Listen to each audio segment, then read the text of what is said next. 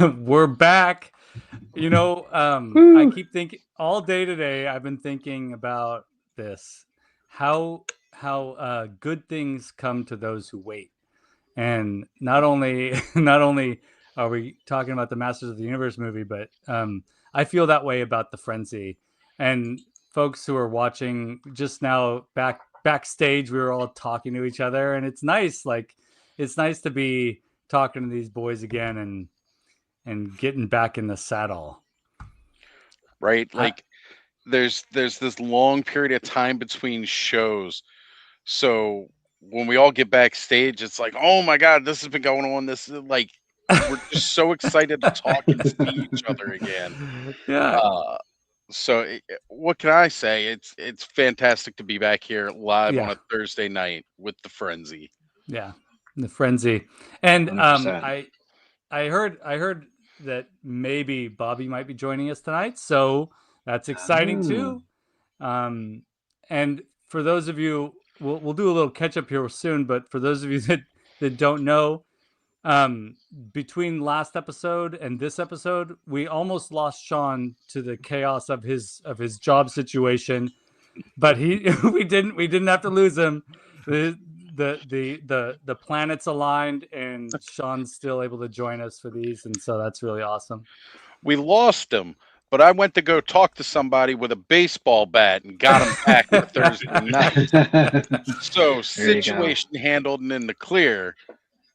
We got Yeah, to cool on I Good to some go. Sean again. Yeah, good to go. it's fortuitous because you know we've got some joy to experience with each other tonight. Like um many of us, we'll get into this later but a little bit, but many of us all right, Alan, good to see you. We were just talking about you backstage. But many of us have, we're kind of are still hesitant to jump full into this movie. But I have to tell you guys, and we're going to talk about this tonight, like so much of what's been revealed about this film and the corresponding merchandise and stuff is just really cool. Feel like every other, like every week we get something snuck out A little that bit that more. like yeah that just makes us happy, and especially when it's deep cut stuff. But anyways, are you guys doing all right? You guys doing okay? How you guys doing? Life be lifing, but I life back harder. So Nice. yeah, Good. He lifed back harder. I lifed back That's harder. the the Oz story. Yeah. Yeah. He lifed on life. He Yeah, lifed well, on life life back Life life hard. showed up, said, "I'm gonna life the shit out of you," and I said, "Not if I life on you first." I think that should be the new Fisto joke because I'm so freaking tired of that Fisto joke. So I lifed it even Yeah. harder, He-Man. I lifed it until I couldn't life it anymore. That'd be great. I'd be fine with that since Fisto is one of my favorites that I always get crap for people. Hey, did you see this? Yes, I've seen it. Yes, we've So, seen and it it 1,000 believe times. me, Triple digits I've been now. seeing it. Hey, It gets old. Kudos Oh, to yeah. Kevin Smith for actually putting the joke in. But if I have to see that edited comic panel, Yeah, like, come on. that's the one. Yeah. Yep. Yeah.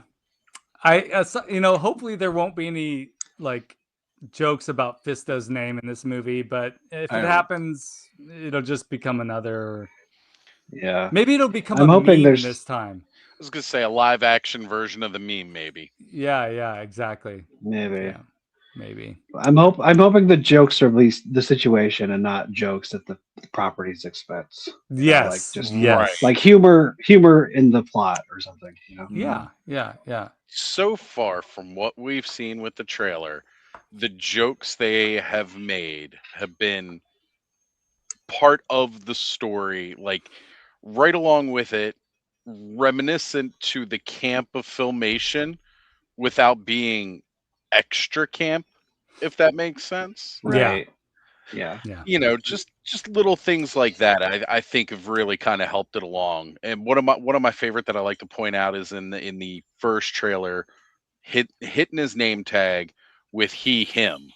Mhm. Yeah. Like, Mhm. you know, it's very poignant to the times with pronouns, but at the same time, it's a joke about how ridiculous his name has been Yeah. from day one. Right. Yeah. You Right. know, I mean, that's so great. It's great. Well, Love it. the Our- other thing when it comes to the comedy or the humor, I should say, not comedy, but in the new trailer, there is one moment where I was like, I kind of dig the way they did it because they didn't make it Marvel where it had a snarkiness. They just had a Yeah. genuine, he just doesn't know, but he's pointing out that one guy, and that one guy, The lizard he guy. can't even, I don't know what you are, but we could use your help. Let's do this. And I liked the way he handled that in that trailer. I'm like, Marvel always has a little bit of snarkiness to that since Yeah. Guardians of the Galaxy. Oh, And I feel like this is a little more good natured, at least. Yes, So it I, is. I Right, can yeah. appreciate that on a lot of levels too. we're gonna talk about that guy. We're gonna talk about that guy tonight. We We're got gonna to talk talk about that guy tonight. Let Oz. Let's look at the chat. We've got a bunch of people in there. Yeah, let's roll through it here. So first up was me in the chat, and I was like, "Wait, Yeah. what? A frenzy tonight? Damn, better get my hair done and my pants on." See you soon. I just thought it'd be a little fun. We can't tell if you don't got pants on. I got Nobody my pants can done and tell. my hair on.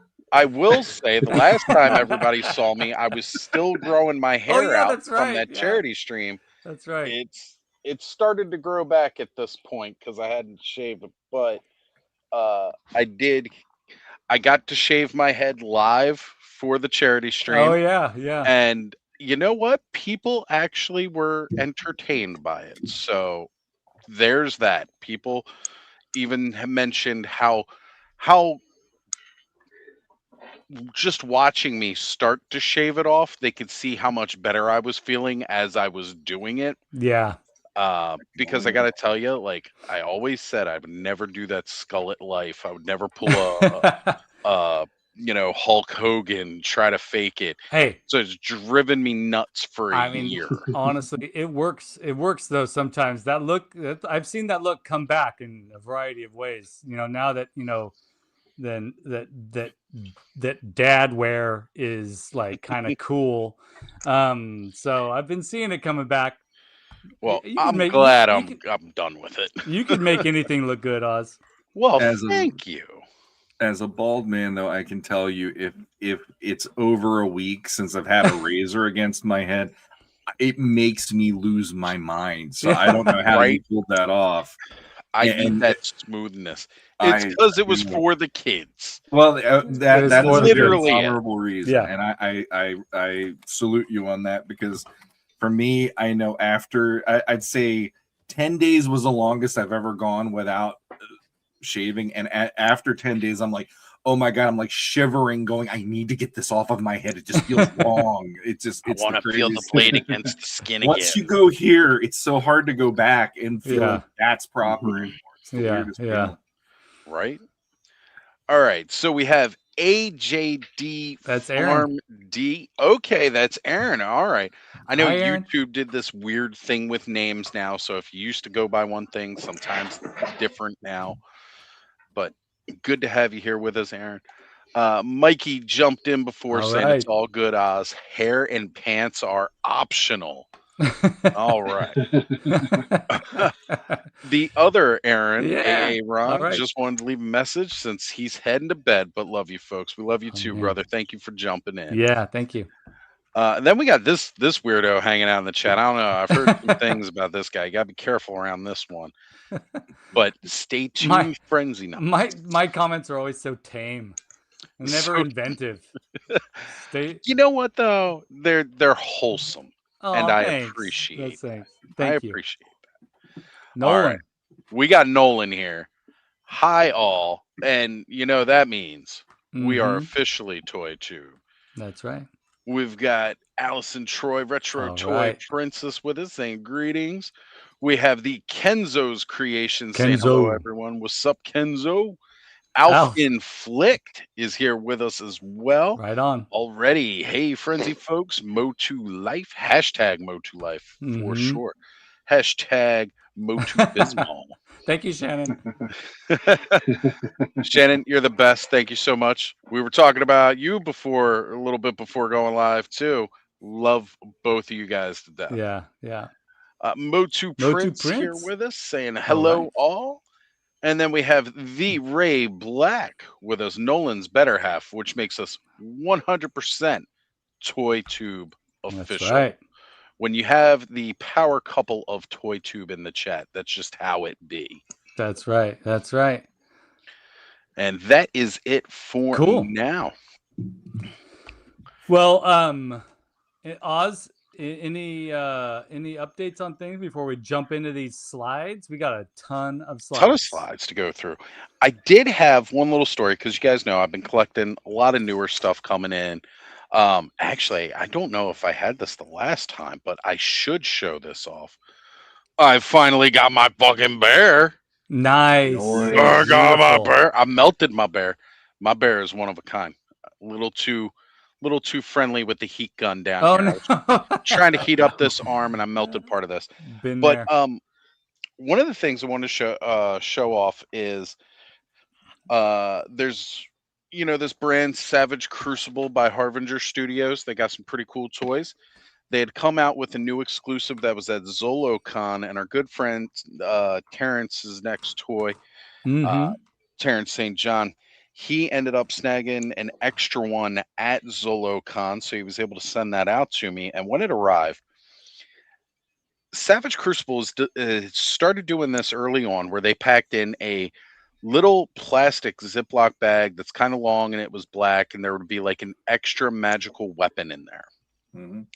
They would also pack in a little foil wrapper, and in the foil wrapper, you'd get like a little card of one of the characters, and it gives you the stats and the breakdown and the bio on the back. Pretty cool.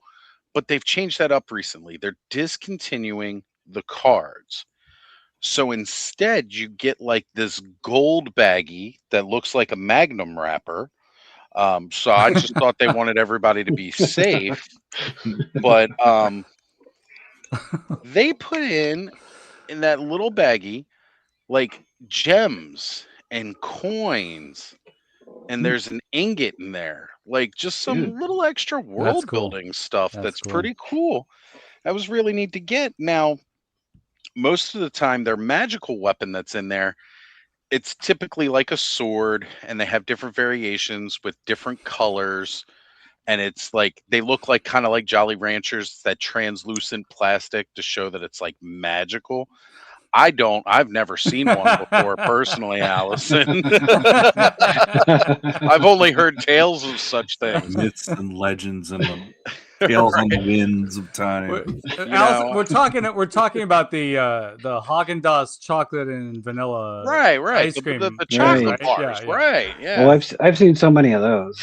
Yeah, I've seen way too many of those. All the time. It's probably why I can't see the other thing anymore. I mean, what? My truffle shuffle brings all the Dove bars to the yard. Dove bars. Oh my God, we need a t-shirt of that. That's the next catchphrase. That's how you save yourself at Legion's Con from getting beat up by Anthony Halcyon. You know what? I'm going to remember that because those house seals run in packs. That's how I did it. That's the only way I could do it that day. I love swinging by their booth, though. Love the house seals. So I've gotten a couple of these like Jolly Rancher styled weapons, and I pulled out of the bag from this character. It's like a normal ass looking sword. And I was like, what the heck? Until I realized that right around the hilt, and at first I thought they were runes because, I need reading glasses now. I've hit that age. Those aren't runes. It's English. One side says, cast me away. And the other side says, take me up. Which are classic engravings on Excalibur. Oh, that's cool. So I drew Excalibur, not from a stone, but from a little plastic baggie. That's awesome. So my magical sword that I got is Excalibur. I thought that was pretty badass. Yeah, that's cool. Yeah. Because I messaged Robert Post at Savage Crucible, and I said, "How rare is the Excalibur drop?" Because I just pulled it and I never got a response. But he's going on the list with Dolph Lundgren for ignoring my messages. Like, you don't know how fucking important I am? You're on the list, buddy. Well, But yeah, that was what I wanted to share because that was really, yeah. really unique. You know, something like that's that. good stuff. That sword's beautiful. That Oh my sword is God. beautiful. It's gorgeous. And it was funny. I was talking with, because I know John Emerald Knight Photos. He is also a fan of Arthurian legend. So I let him know that I pulled Excalibur. And he says, I know you got a Emerald Knight that would look really good with that. It's my Armory Knight at last year's Legion Con was an Emerald Knight for John. Yeah, that's awesome. We love John over here. I've been pretty good about like refraining from getting things. I still live in my New Year's resolution of not buying plastic, but I've broken the rule a couple times here and there. But I was really excited to find this, and we're going to be giving this away tonight, folks. Nice. These little Mighty Masters minifigures. It's really hard to tell from pictures online and also this, grainy video, but these things are amazing, and it has the action feature of the waist swivel vintage action punch thing, the swinging punch. Yeah, and that's pretty cool. These are great. So I didn't buy this toy. Yeah, I didn't buy this for myself. I bought this for one of you. And so as we're going through here tonight, be sure to listen close, because at the end, we're going to be giving this away. And you've got to be listening to the clues as we're going through our discussion, because I'm going to write something. When you see me doing this, writing things down, that means that's going to be a question I'm going to ask later on. That's right, folks. We're old school here. We use an analog tablet and stylus. You may remember they're called a pen and paper. Pen and paper. Pen and paper. That's how I do it. And then I have to read my handwriting, and that could be a real challenge. So we'll see how it goes. Deciphering hieroglyphics. Yes, exactly. MOTU prints, the Giant Castle and Snake Mountain are coming along really well. I'm on schedule. The structures are going to be done by the end of April, and then the beginning of May is when I get to painting and putting in some details. But barring any like unforeseen disasters or illnesses or things like that, I'm on schedule. And the next part 11 is going to launch. It's probably going to be Saturday or Sunday. It's a holiday weekend, so we'll see how it goes. But I've got a lot of footage gathered from this week's work, so I'm basically working on these things. I get home from work, I go in the garage, I work on it. I spend most of the weekend, hours in there working on them, and so sometimes it feels like I'm inching along, but I'm pretty stoked. Snake Mountain, 1, 2, 3, 4 levels for the tall snake tower, and these levels we're talking 62 inches tall for the entire height of Snake Mountain, and that's pretty. So it's coming along. There's going to be a lot of Snake Mountain footage in the next video.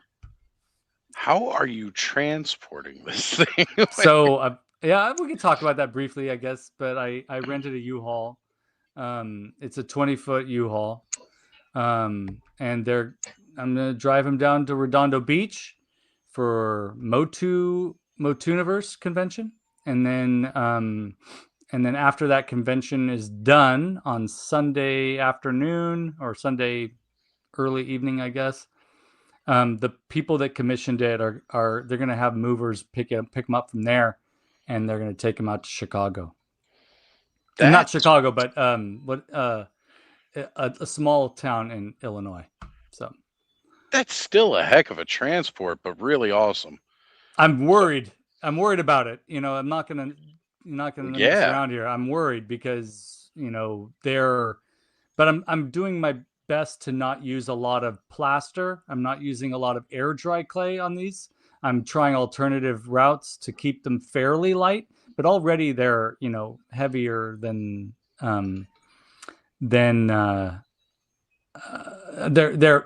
getting expectedly heavy is what I'm getting at. But it'll be fine. I'm going to get a little help from friends here in town to move them into the truck on that Friday morning, and then get some folks down there at MOTUniverse to help me unload them. That's incredible. Absolutely incredible. Yeah. So taller than a queen bed is wide. Yeah. It's yeah, go ahead. I was going to say Kenzo now works. He is a mattress salesman, which honestly, up until talking with Kenzo, I thought all mattress sales places were just money laundering fronts for the mob. But no, Kenzo's putting in some hard work selling the beds. And he gets to wear PJs when he does it too. It's kind of what? That's amazing. I amazing. get to wear PJs at work because I work from home, but Kenzo, that rules. Right. On U83 is jumping in. On U83. All right. Midwest is pothole capital of the world. Be careful. Yeah, that's not on me. That's on the moving company after it leaves Skelly's hands. I am not. I'm just going to try and just close my brain off to that whole trip that they're going to be taking. Alan says he has an amazing video for you very soon. That's awesome, Alan. Alan and I, it's like I always compare my sculpt approaches to what he does, and he made a comment on my last video. It's like interesting for him to see how I do things differently, and I think that's exciting. Yeah. Different artists, different skills, and it's great when you can share the information. Mm-hmm. Yeah. Snell's World 2648 says, thanks to your channel, I am going to build the 1987 movie Castle Grayskull. Oh, dang. That's cool. That's awesome. Redonkulous. I would love to do that. I'd love to do that. I keep waiting for somebody to be like, to ask me to do something like that. To do the movie style one? Yeah, I would love to. I think it might have been Kenny can probably correct me, or Alf, because they both do a lot of the 3D prints. And I know Alf actually, I think he used the prints and made the movie Throne Room. But I think it might have been Yerko or one of the 3D modelers out there modeled the 1987 Throne Room. Yeah, and that rules. Put the STL files up to be printed. Yeah, I've seen that. It's amazing. It's amazing. Anyways, enough about that. Stay tuned. Do we want to jump in? We're gonna jump into the slides. We're gonna be talking about toys, the new toy reveals, and we're also gonna be talking about the movie trailer. Do we want to bring up the new movie trailer? Oh, yeah. Yep. See, Kenny got me. He was like, there we go. Yep, Yerko the man. See? Yeah. Ah, yes. Excuse me. And yeah, shipping is crazy. I shipped a Horde tank crawler from Texas to the Netherlands. Wow. That's a heck of a journey. And I know how big you made that Horde tank crawler, Alf. I don't want to think that. Did you just like get a whole shipping container for him? I mean, it's terrifying. It's terrifying because the stuff that I make is not 3D printed, so there's no plastic involved, no resin involved, except for with the water or the lava falls, whatever I put in. Everything's like, foam, plaster, paint. It's all handmade, and it scares the shit out of me. But it's it is what it is. You used the washing machine. I bet you did.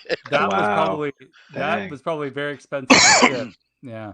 And not just like that would be expensive to ship inside the US. Shipping it outside, actually exporting it to somebody. Woof, I do not want to think about that cost. Hopefully they paid for that shipping. Yeah, it's helpful when the client pays for the shipping for these things because it can be scary. It's pricey. All right, guys, let's jump in, take a look at this new trailer that do we it. got. Yeah. All right, we're gonna add it to screen here. Play.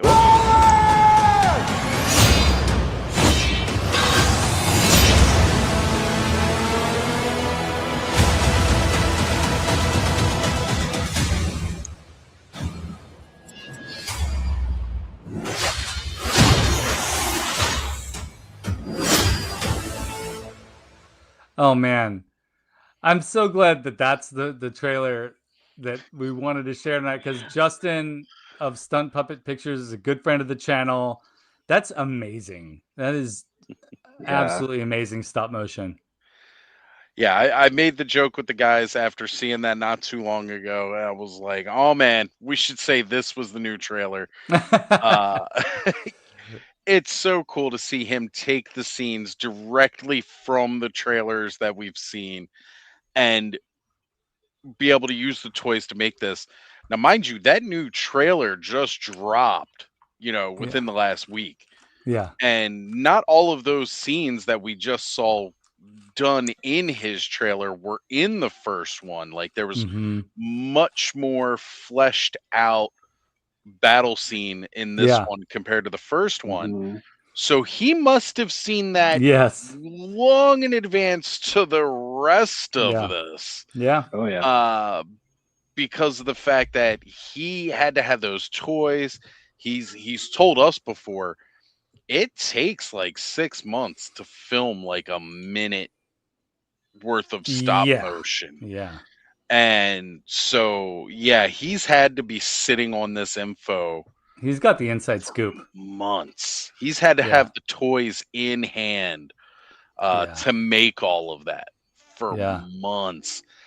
And I'm really jealous. Now, mind you, part of that conversation we were having about Alan before going live is he is the person I am the second most jealous of behind Alan as far as what they do for a living. Yeah, I mean, they both, Justin and Alan, have the best careers, man. The best careers. Hands down. Yeah, hands love down. It. Love like it. When I was a kid, if somebody told me that there was an option to do Halloween every day, I would have been like, that's the career track I need. Yeah. Or that playing with toys and making stop motion were to be a thing. It's like, there's my backup if that other one doesn't pan out. Like, so good. That would have been the career track I chose. Unfortunately, these were not expressed to me, and I didn't know there was a market for them like that.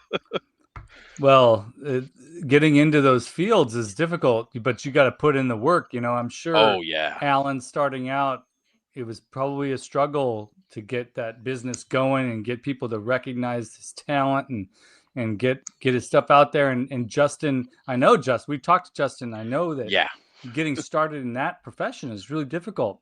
Especially during the age of CG. Yeah. Where stop motion has less of a pull than, again, when we were kids.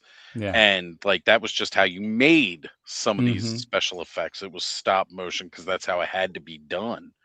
Stop motion, special effects, makeup, puppets, animatronics. Oh, I'm just getting excited. All right, those are like that's my love language right there. Like all those words that I just said. Absolutely. People see my view, but they don't know my climb. I like it, Alan. That's good, Alan. So we're going to be, I'm just going to show this one just as a reminder, everybody. We're going to be talking about the new toys and the new trailer today. And Adam has collected a ton of slides. Folks, if you're interested in this stuff, you're already checking out the Battle Ram blog and heman.org. And so Adam's efforts are constantly available to us as fans. And that's something I wanted to ask you tonight, Adam, is like, dude, how busy have you been with all this? It's stupid busy. Like, like some days it's okay, but like a day like today, I'm just like, oh, new drop, post it. Yeah, it's a little crazy. Luckily, I wasn't that busy today. otherwise. But yeah, it's cool, it's fun, but I like it when there's a couple of weeks where it's a lull, so I can just like have a little free time and do other things. Catch up on normal life stuff. Yeah. Exactly. I have a feeling as we get closer to June, you're probably just going to keep being busy. Oh yeah. No, I'm sure, I'm positive that's true. And also, you're at this point for Battle Ram blog and He-Man.org, there's a responsibility to new fans too. So that must be stressful for you. I feel for you because I know you're a sensitive and empathetic person. So the duty to this IP must be really pulling at you emotionally because you love it, but also that like fans are hungry for it, and the old school fans are hungry for it. The new school fans are hungry for it, and so that must be a little scary. Yeah, I try to I'm trying to recognize because like the stuff I was doing like say a couple years ago, just doing Battle Ram blog, my audience was mostly fans who were really deep into it. But right now it's a mix. You've got the longtime fans who know all the stuff, but you also have new people who are excited because of the movie. So I'm trying to explain things better. I don't just take for granted that people know who some obscure character is. Like make sure like I make it so it's accessible to everybody. Yeah. Thank you for doing this. I mean, you're doing the good work for all of us. It's amazing. So, thank you. All right, let's jump into it, guys. We'll start with the toys. This is kind of exciting, Adam. Right? Because Sky Sled. Yeah, Sky Sled. Yeah, we saw, and it's in the trailer as well. But like we saw a hint of that in the box art for the Fright Fighter. Fright Fighter. Yeah, but to see it, see the actual thing. That's how I woke up today. Oh crap! There's the Sky Sled. Get to work. Yeah. Well, the big question we all have is like, does this mean that we're gonna get a battle ram? Like, and what's that going to look like? And how is that? It does look like it could attach to a larger thing. I'll put my 2 cents into that. Yeah. Give us the damn Origins back half of the battle ram first. There you go. Hell. I doubt that's going to happen. Greatest vehicle in the entire toy line, and we're still waiting for the back half of it. Yeah, seriously. I my prediction is I think we're going to get if there is a battle ram in the movie, that's what we're going to be getting first. Probably in this line, this sort of smaller figure line. It's like they're like 4.5, 5 inches, right? Tall. Yeah, they're just slightly shorter than Origins, but a lot slimmer than Origins. A lot slimmer. Yeah. Yeah. This is that price. This is that when they first started coming back out and they were running Masterverse, you had Origins, and then you had like the CGI cartoon line, the one that was aimed for the kids.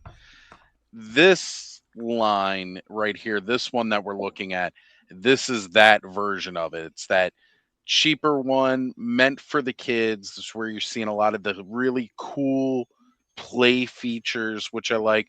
Like again, even with the Mighty Masters, that action, it's the play feature. It's toys just being toys and being fun. So like Adam, waking up to this today, I got excited. Like, because I was like, that's awesome. They're giving He-Man a speeder bike. Oh shoot, not a speeder bike, it's a Sky Sled. But damned if it don't look like a speeder It bike. does look very Star Warsy. I mean, and I think Alan said, like, yeah, it looks like a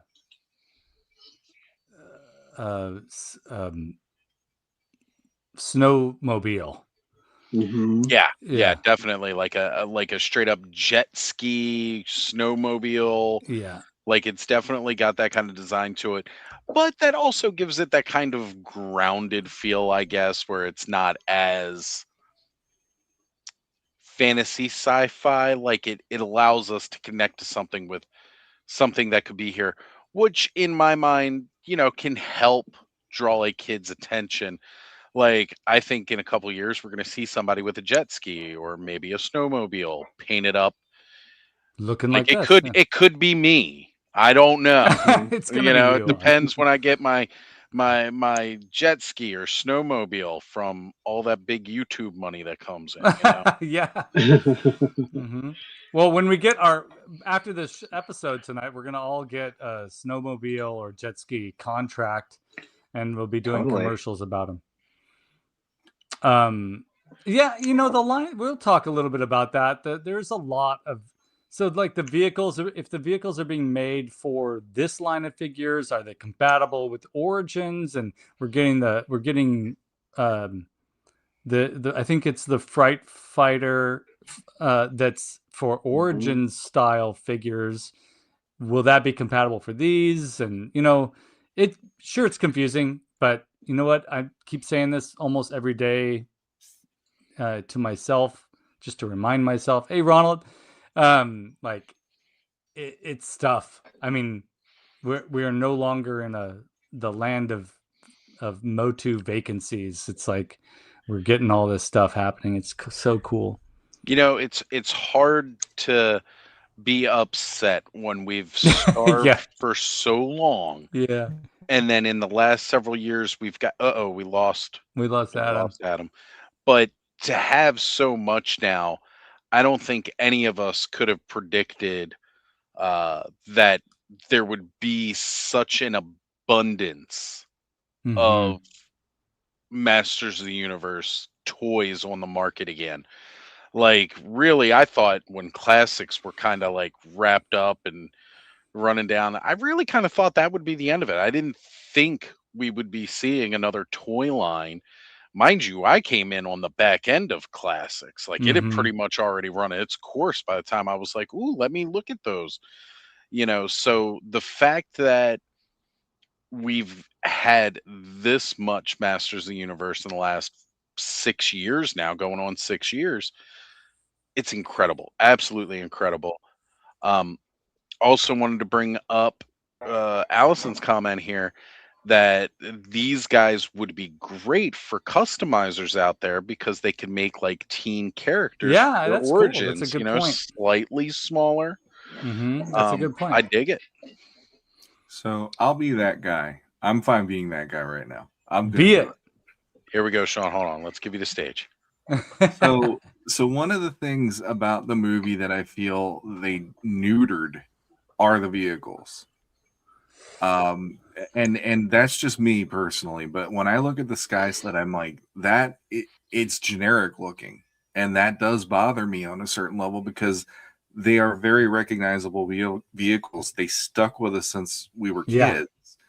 And there is something iconic about having these vehicles also adopting like symbols of Eternia and of the animals that are on Eternia to make you identify it, like the gargoyle or the dragon, whatever. I never knew what the heck it even was on the front end of the Sky Sled, but I always loved that. Yeah. And just looking at this image, I'm like, oh my god, that's part of why I love that that vehicle so much, was it had a personality with that head on it, And when you take that away, and that's something that the movie did, that that's one of the few negatives I can honestly say about anything I've seen, is they took that away from it when they got a lot of other things that everybody was like, please don't screw this up. And for me, they haven't, but the vehicles in it just feel very like it could come from any sci-fi movie nowadays. And that to me is a disservice to how well these were designed to be something that stuck with us. There is a Battle Ram blog now because it is so cool. That's right. What the heck, like you're giving us exactly. these very neutral vehicles, then it's like it's not going to overshadow Battle Cat. to have these vehicles No, being not at all. these symbols, this symbolic of Eternia. And that was something that always was an amazing characteristic of this line in particular, because Optimus Prime, he transforms into a tractor trailer. Okay, you're good to go. Masters, you can go anywhere with these vehicles. And they chose almost like, let's just keep it as close to simple as possible so that it doesn't alienate people. It's like, you're on Eternia, blow it up, let's do it, So in that way, that is my one big complaint looking at this right now. It's like, it looks okay, but man, did they miss the mark on how awesome the vehicles in the entire line were. Yeah, and they gave us that as this is what we're getting for a live action movie. Agreed. Well, I hear you a bit with that, Sean. And not trying to disagree, but I don't know, the Fright Copter itself, that instantly you could tell what that was in the trailer. Like you looked at it and you knew. The collector. Yeah. And the collector, The Roton was the one that I had a hard time with from that initial trailer. Yeah. Because again, I'm used to seeing it horizontally with the blade, not vertically. But what if instead of them, if they had called this the Jet Sled and not the Sky Sled? Because to me, what I thought when I saw this morning was, again, I didn't actually think Sky Sled. I thought they put the Jet Sled into it. And for anybody who's remembering, I'm pretty sure most of the people here are expert enough. It looks more like the Jet Sled. Masters of the Universe. Later in the line, there was those almost like add-on packs where you had like the one that could climb up the wall, like the kind of mech suit looking thing. You had the scuba suit, and then there was the Jet Sled, which again was very much more like a jet ski than the Sky Sled. If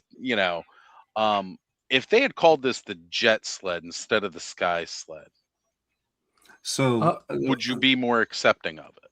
Well, honestly, have they officially announced the name of it? It's Sky Sled. Okay, it's definitely the Sky Sled, because that's the way I'm gonna rationale this. To me,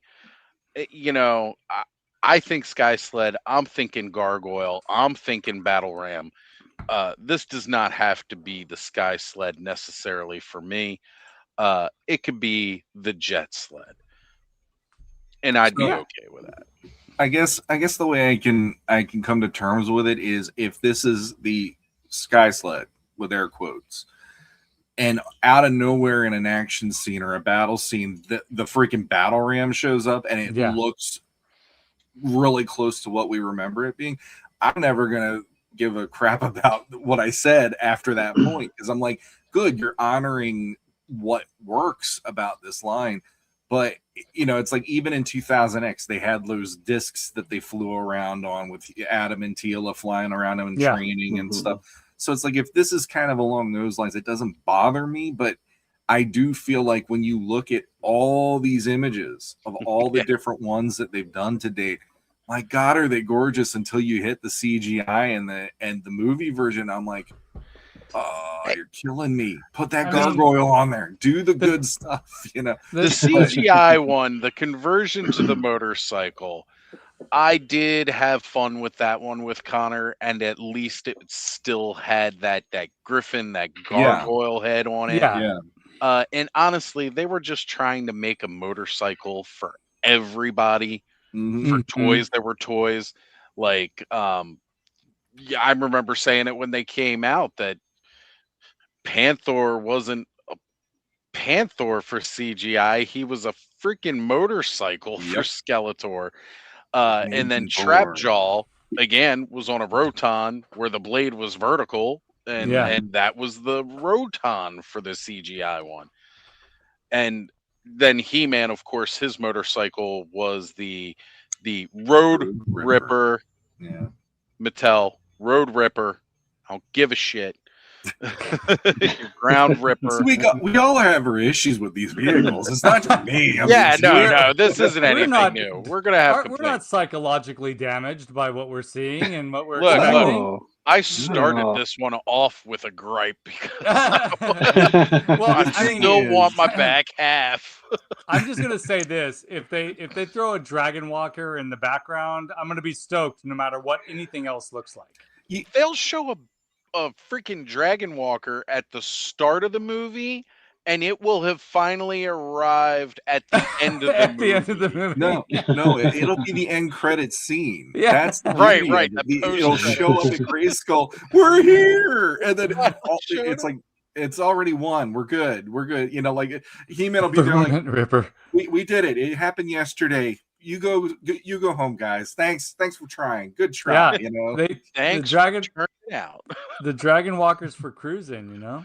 Mhm. It's right. that Sunday stroll across Eternia.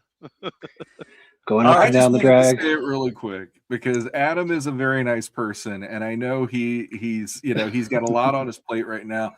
But I gotta represent for the guy. 'Cause Yes. I know that's his favorite vehicle, and I know when I look at that, I'm like, that does not properly represent something that would have made me want to name a blog and a website and everything else about it. We 'Cause that all would want not to have see. interested my imagination the way that Yeah. the original did. That's all We I'm saying. all want to see. We Yeah. all want to see that battle ram in there, and it's gonna be. I'm expecting it's gonna be big. This is what I'm kind of picturing. It's gonna be big, and it might launch several sky sleds out of it. But it has to resemble. It's got to have that missile launcher. It's got to resemble that. It's got to have big wheels. You know. Oh my God, those huge chunky Yeah, wheels. those It's chunky got to wheels. have that battle ram missile. Like, come on, it's got to have that stuff. Yeah, yeah. This Beastman's pretty adorable. He kind of reminds me of the wolf that Gary Oldman turns into in Bram Dracula. Stoker's Dracula. Yeah. You know Um, what? Oh man, that just makes this even better for me now that I'm looking at it like that. It's going to be a good custom. Yeah, I know someone's going to do it, and that face is basically that face. But yeah, Alan's already on it. So already Yeah. got the plan. But I gotta throw my 2 cents in about Beastman in this movie. I was terrified that I wouldn't like his design, and I do like his design. And the more we get to see of him with the white face and the blue around the eyes and the orange fur, the more I'm excited about the way this Beastman is going to look on film. This figure's okay. I'm a huge Beastman fan, and for me to say this figure's okay is something. But I do like what's going on with him, and I like his face. Mm-hmm. Yeah. I always say like color is the key to Beastman, and he needs a Yes. bright orange body. Yeah, this beige body is a little disappointing. Right, like and that was pretty much my thoughts on it too when I saw this today. This would be an amazing Beastman figure if it wasn't for that flat orange everything but the head and his I'm not even upset about the armor. I think the spikes and all like that, they look great. I love the fact that this is going to be using that Andre the Giant sized torso piece. Mm-hmm. Like he's going to be bigger. He's going to be bulkier than the regular. And again, this is that Origins scale. This is the 5.5. This guy's going to be 6.5 inches. It's going to be a larger Beastman than the rest of the toys out for the scale, which is something that's kind of always been missed, in my opinion, where Beastman up until Masterverse was not a larger scale than the rest of these guys. Yeah. So I'm happy that we're getting that. I think the dagger on the back's pretty cool. Like I really dig that. Yeah, that's cool. It's the only thing that bugs me is just that color. But Alan said it. He loves this Beastman, and he will be getting a repaint. Yeah, and at least just match the orange on his head to the orange on his body. It doesn't make sense. And part of me also wonders, will they fix this before they put it out? Is this just a test? I think that's the color in the movie though, because I think Right. wasn't because there was the kids core. It had the same color scheme, I think. Yeah, Right? that's true. That's true. And I do remember back at like that first trailer, he did look like this, where it was like that stark orange head. I thought it was just the lighting and the framing at the time, but the body was more of that pale orangey look that we see Mhm. here. And again, honestly, if that's the only gripe about this figure, that's still pretty freaking solid, in my opinion. Yeah, Because just a little bit of paint app, and you could take care of that. it's Give him some red definitely armor too. yeah, Yeah. and red armor too. Thank you, Adam, Like I for don't sure. even mind the brown armor, especially if the rest of it were more of that proper colorized. If the rest of his fur looked like his freaking head, I'd be fine. But now we know I like this. Beastman, not natural redhead. The carpet does not match the drapes. It does. He does look like he's wearing the rug that goes down Right? the Like toilet. I'm pretty sure I I wouldn't. had this rug. Skeletor would totally make him do that. Like, Oh yeah, Beast totally. Man, you must wear the toilet rug. Yeah, That's yeah. your punishment. You failed me for the last The rug time. of shame. I usually now we'll move on to the yes, we'll get to Jigor in a bit. Now this next one, I mean, I usually don't take this kind of stance on this stuff, but I'm gotta say, this is probably the least interesting reveal that we've gotten for me, at least. It's cool, but and I'm glad we're getting it, but it is sort of maybe the least interesting reveal for me. Well, did they say for this King Grayskull, is this like again another Masterverse one? It's Chronicles. It's so this Chronicles. is listed as a Chronicles one. Yep. I mean, I know a lot of people were torn up when the King Grayskull we got for Origins and the King Grayskull we got for Masterverse were the Revelations version that not a lot of people like. So it's good to see them put this out. But I kind of feel you with that one, Skelly. Like I'm Yeah. not like, oh man, do I really need to go get this figure? I think he's cool. But I also made my own custom King Yeah. Grayskull from the Masterverse and an extra Clamp Champ. So I mean, like, I don't feel the need or rush to be like, oh man, let me get this King Grayskull. Also, just looking here, I don't know. You guys know I collect a lot of the Four Horsemen stuff, so I'm a little spoiled on soft Yeah, goods. yeah. And I'm Yeah. looking at that Mhm. flimsy see-through cape, and I'm just kind of like, Well, that's the eh, cape. That's the cape they've been going with for a while now, right? and Yeah. It's just, I that might. type of fabric.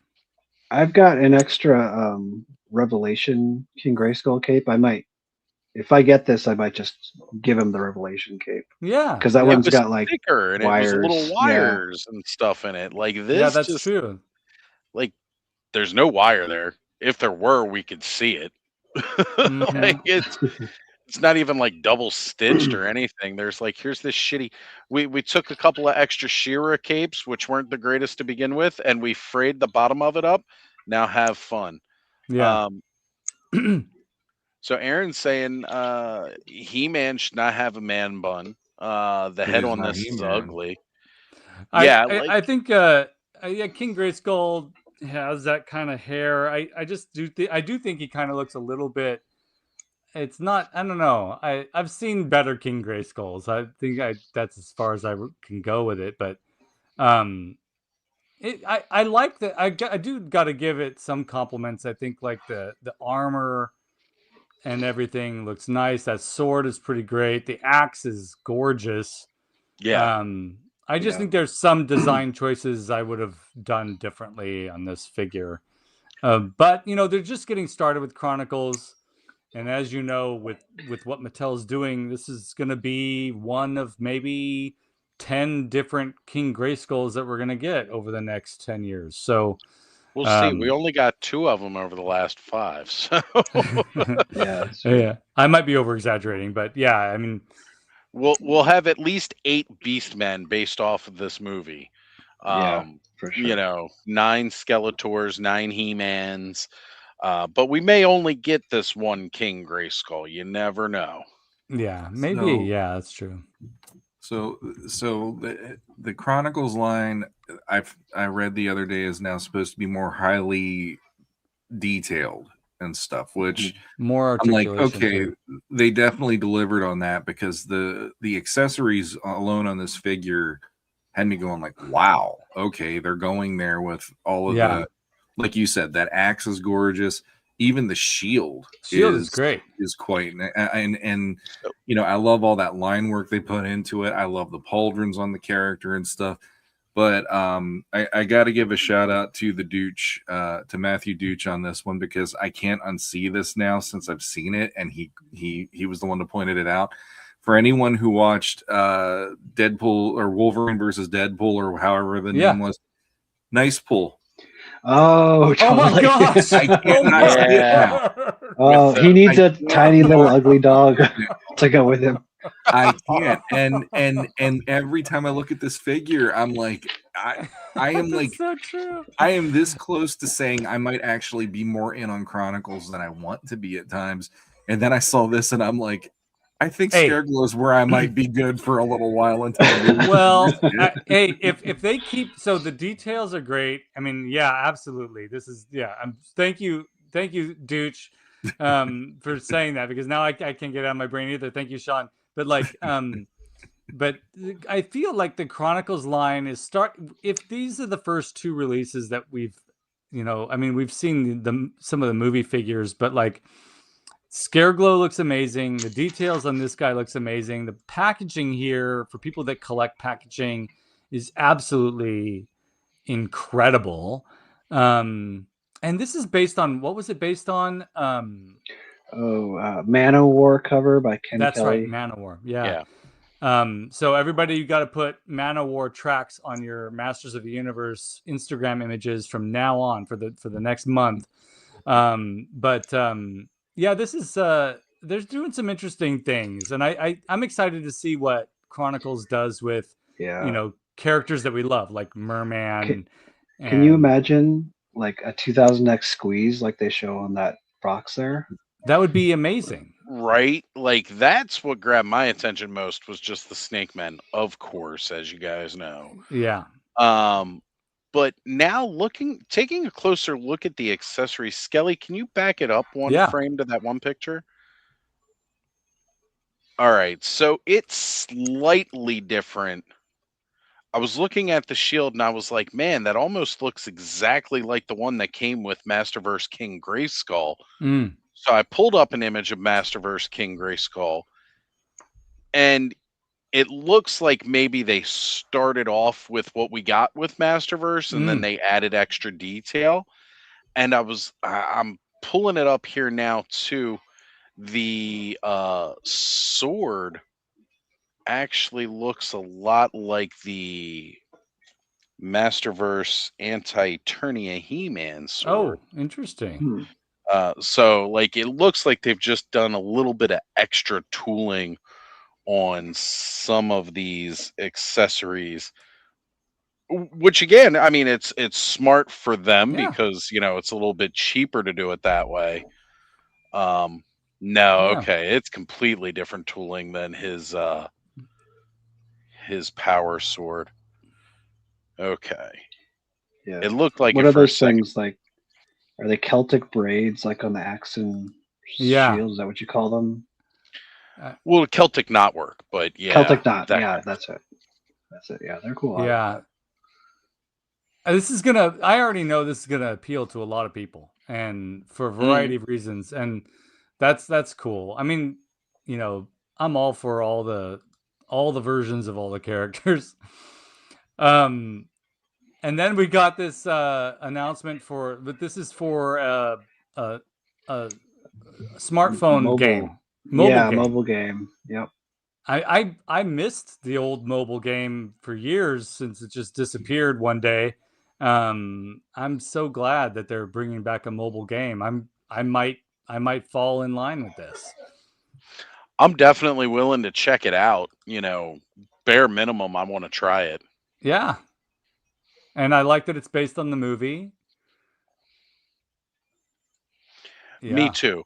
Great way. And again, a lot of kids are into video games. We know part of this appeal is to get He-Man out there in front of a younger generation, a new generation of fans for the years to come, so that He-Man continues to live and breathe past when all of us old farts end up, kicking the bucket.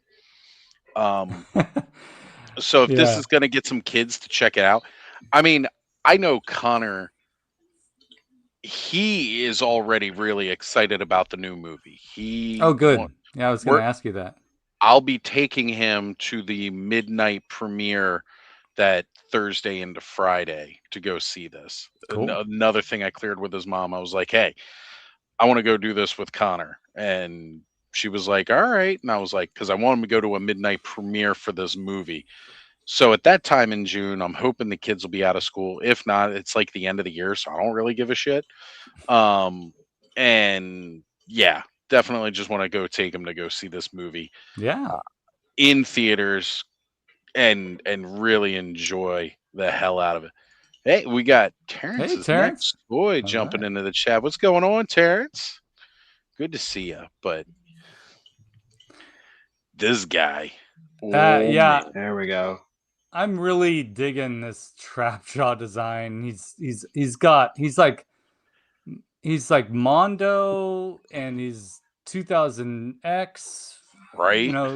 and the vintage toy going on. It's got all the things going on. And it's definitely, this Trapjaw is making me happy. Now, this is the Origins Trapjaw, correct? This is the Origins. Yeah. Yeah.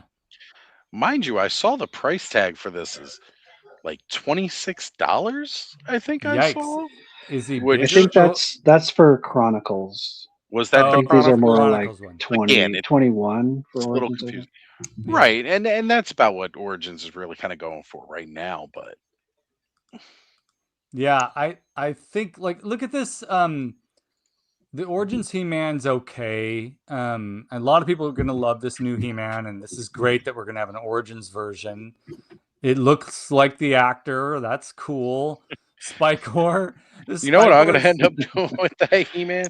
I'm gonna rip off all of his armor and go put it on one of my other He-Man. I'll take that sword. I'm gonna take out the armor and I'll put it on one with the regular head sculpt.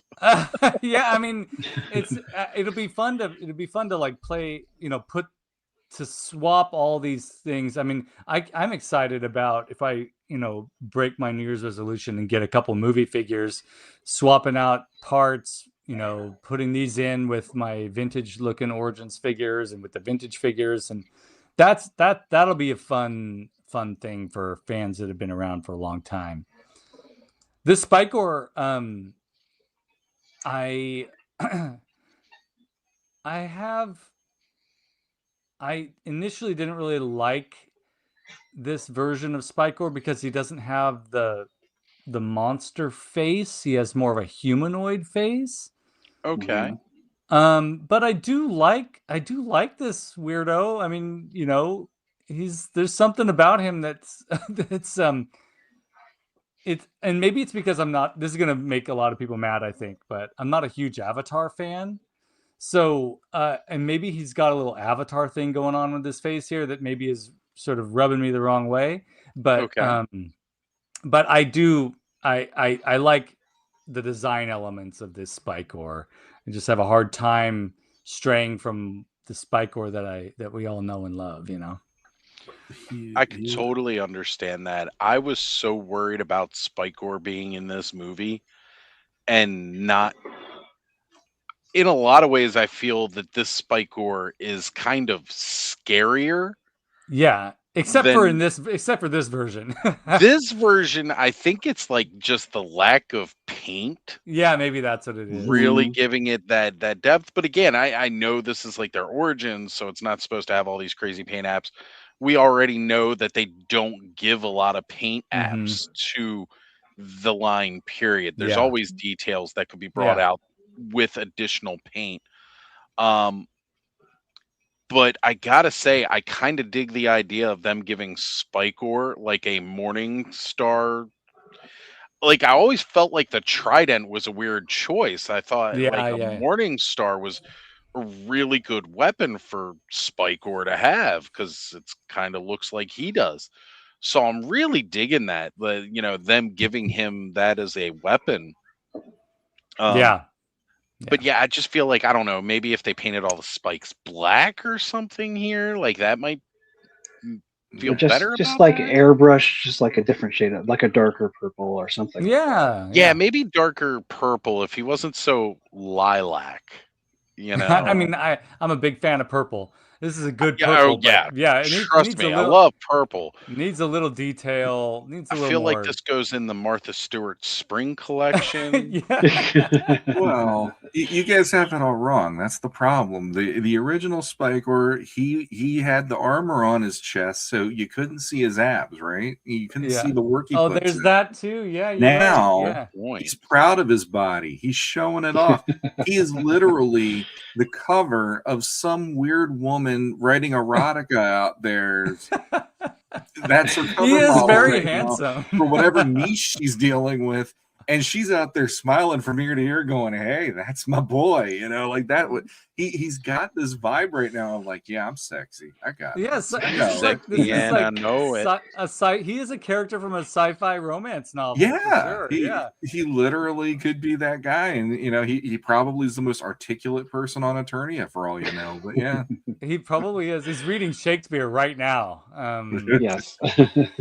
Yeah, this is I mean, I'm excited I just got to say it. I'm really excited to see Spikor on film. So no Yeah. matter what happens, no matter how this figure looks, I know that the Chronicles version of him is going to look ridiculously amazing.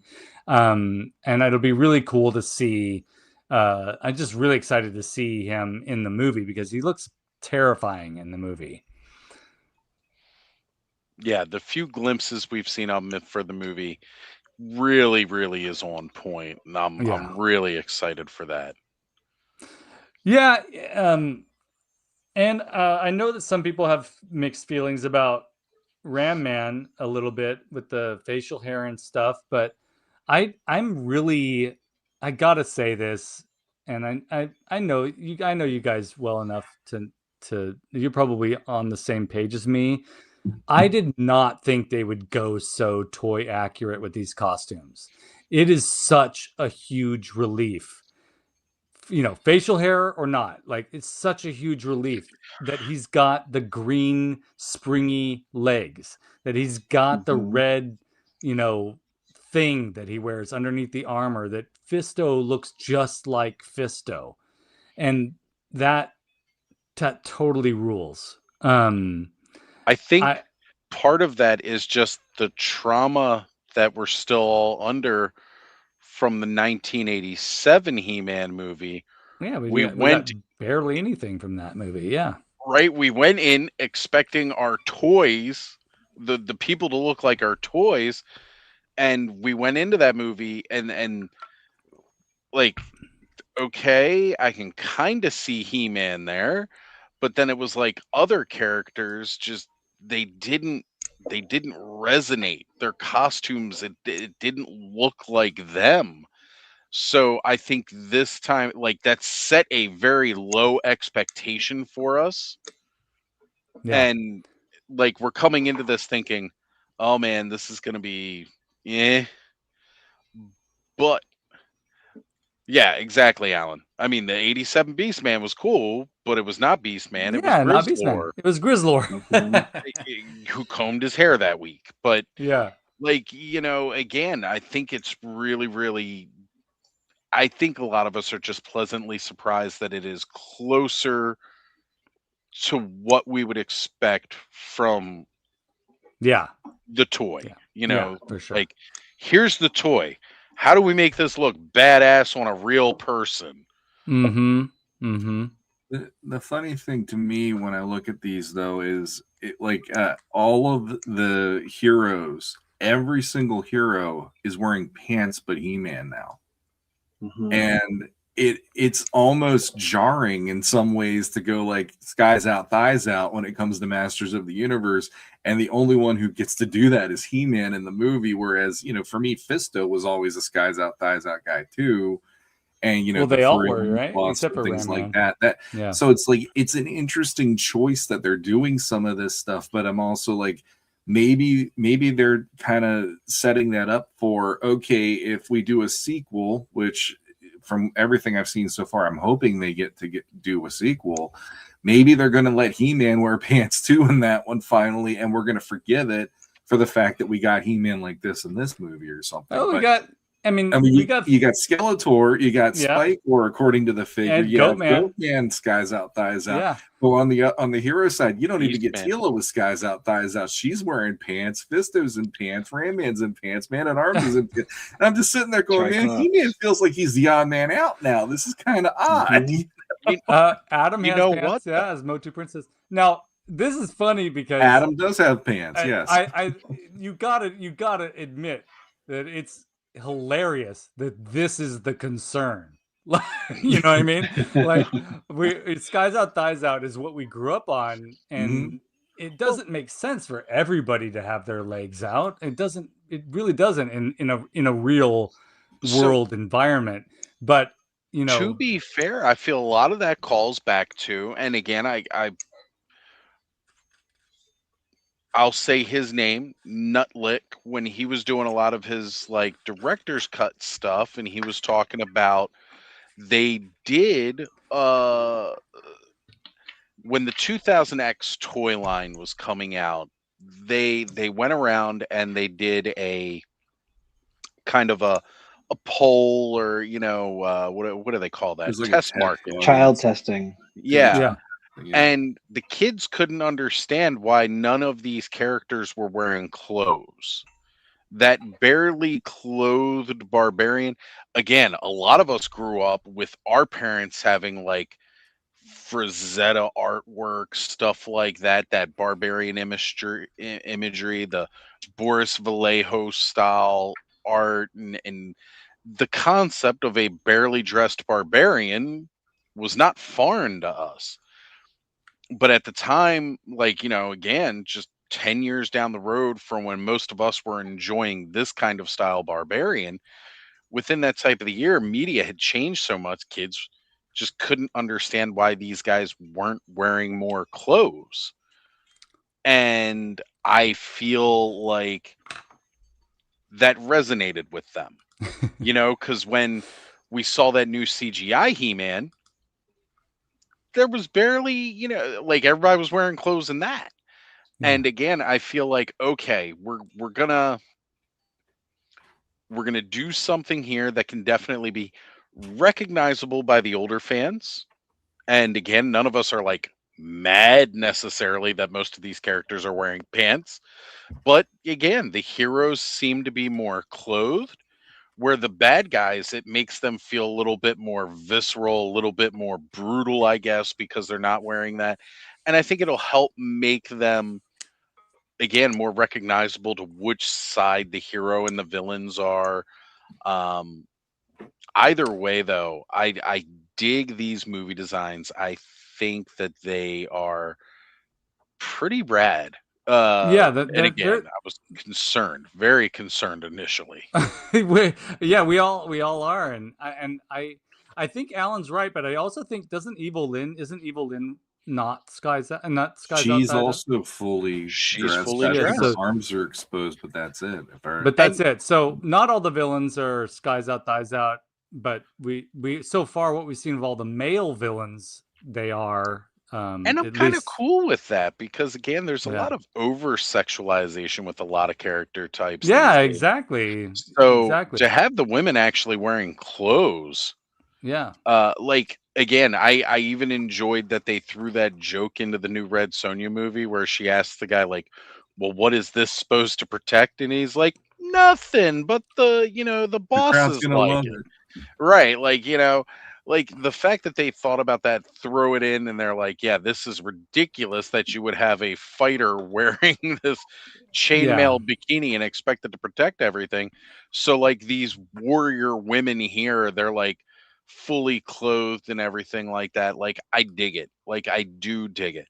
Triclops has pants. Triclops has pants, yeah. Man at Arms has always had pants. he wore his furry underwear outside of his pants, but he Yeah, always had Ram pants. Man too, and all that. I mean, Well, again, Ram Man was like completely different legs and pants. yeah, like, but it is like I don't have honestly like considering what we're getting. I am not complaining in any way, shape, or form because we are getting a lot of stuff that is so close to what we always hoped that I'm not sitting here and wanting to like say they suck and I'm never going to see this movie. No, Yeah, quite yeah. the Oh, you're opposite. going to see this movie. What's interesting to me though is those choices because like I guess from my opinion, like when I saw that Fisto had pants on, I'm like, well, I would have kind of hoped he would have been that way too. But then I was like, you know what? He's this rough and tumble kind of guy. It kind of Yeah. makes sense, you know? So it's like, Mhm. but when you look at it, it's like, okay, there is something missing here. Oh, no thighs out. Okay. Yeah. You know, it just move along. Everything else is sort of matching up pretty well, but it is interesting. I'm a big fan of the fact that you know that the director and you know that Mattel and is it Amazon MGM, like you know that they had this discussion. They're like, we know the fans are going to be concerned about this. We know that we've got to give them some, maybe surprise them with the others not having, and you know that it was a discussion, and the fact that we know that in the history of the making of this movie, there was a group of people that sat down and had that discussion. That is hilarious. And thumbs up to Alf here. He's pointing it out, saying the choices are more of an evolution of the times, I think. Yeah, for sure. And I got to agree. And I think it's good because, again, they're trying to touch with a newer, younger fan base. Hang on a sec here. Hold the phone, folks. What? Wait just a damn minute. We have this Bobby! legend returning to the frenzy. Yeah, Bobby. Hold on. Let's take this down for a moment. Oh, you don't have to do that shit. Come on now. No, we do. This is like the first time in over a year, like what, all 5 of us are here together. Like it feels like it's been that long. No, we need to take a moment and just, Bobby, Breathe I'm it so in. fucking happy to have you soak it back in. right now, brother. Yeah.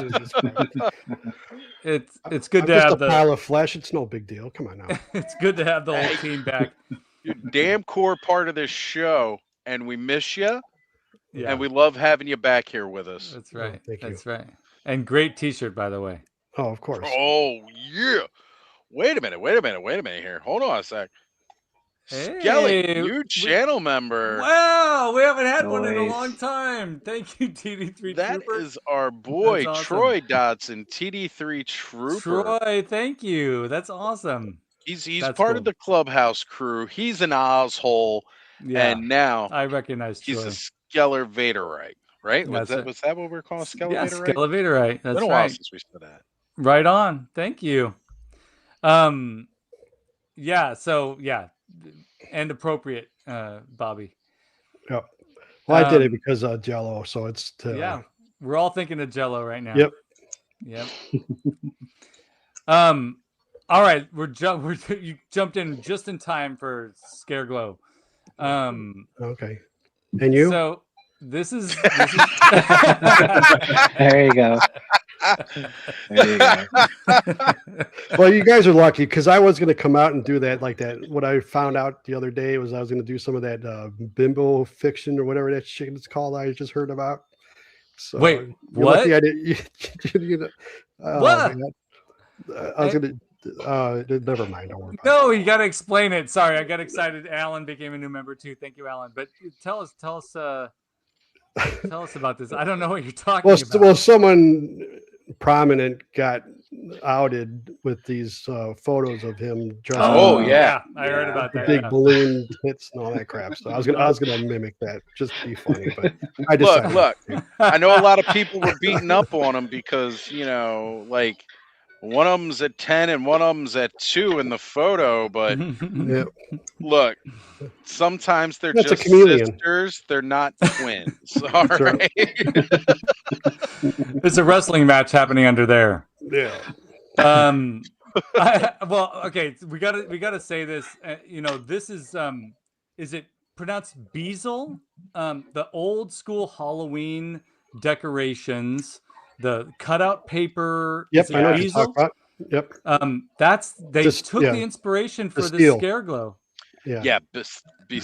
That is Oh. my favorite Yes, thank you. Halloween decoration, by the way. And I actually had that on my bass drum when I played in Nice. man, Right Bob, on. beautiful. Hands down, Nice. like of all time, my favorite Halloween decoration is that bestial skull Yep. with the Beastie. flames going around it. And as a matter of fact, our good friend Mark Enright Yeah, of Mark. Mortarheads makes a mask of that Exactly. exact decoration that glows in the dark too. Also, yeah, and Yeah. just I have been I've been thinking about this, and I thought, am I the only one noticing this? And I've been watching reviews of the figure. No one's mentioned it. All those youngsters reviewing figures are not. They're not. There's no callback to this. But I really want to know from Mattel designers if they took inspiration from that. I'm 90% sure they must have. Right? I swear they've Possibly, got yeah. to. If Yeah. not, it was in their head and they just didn't realize it. Didn't realize it. Right. Yeah. Right. It's- Like it was in the back of the brain somewhere. Yeah.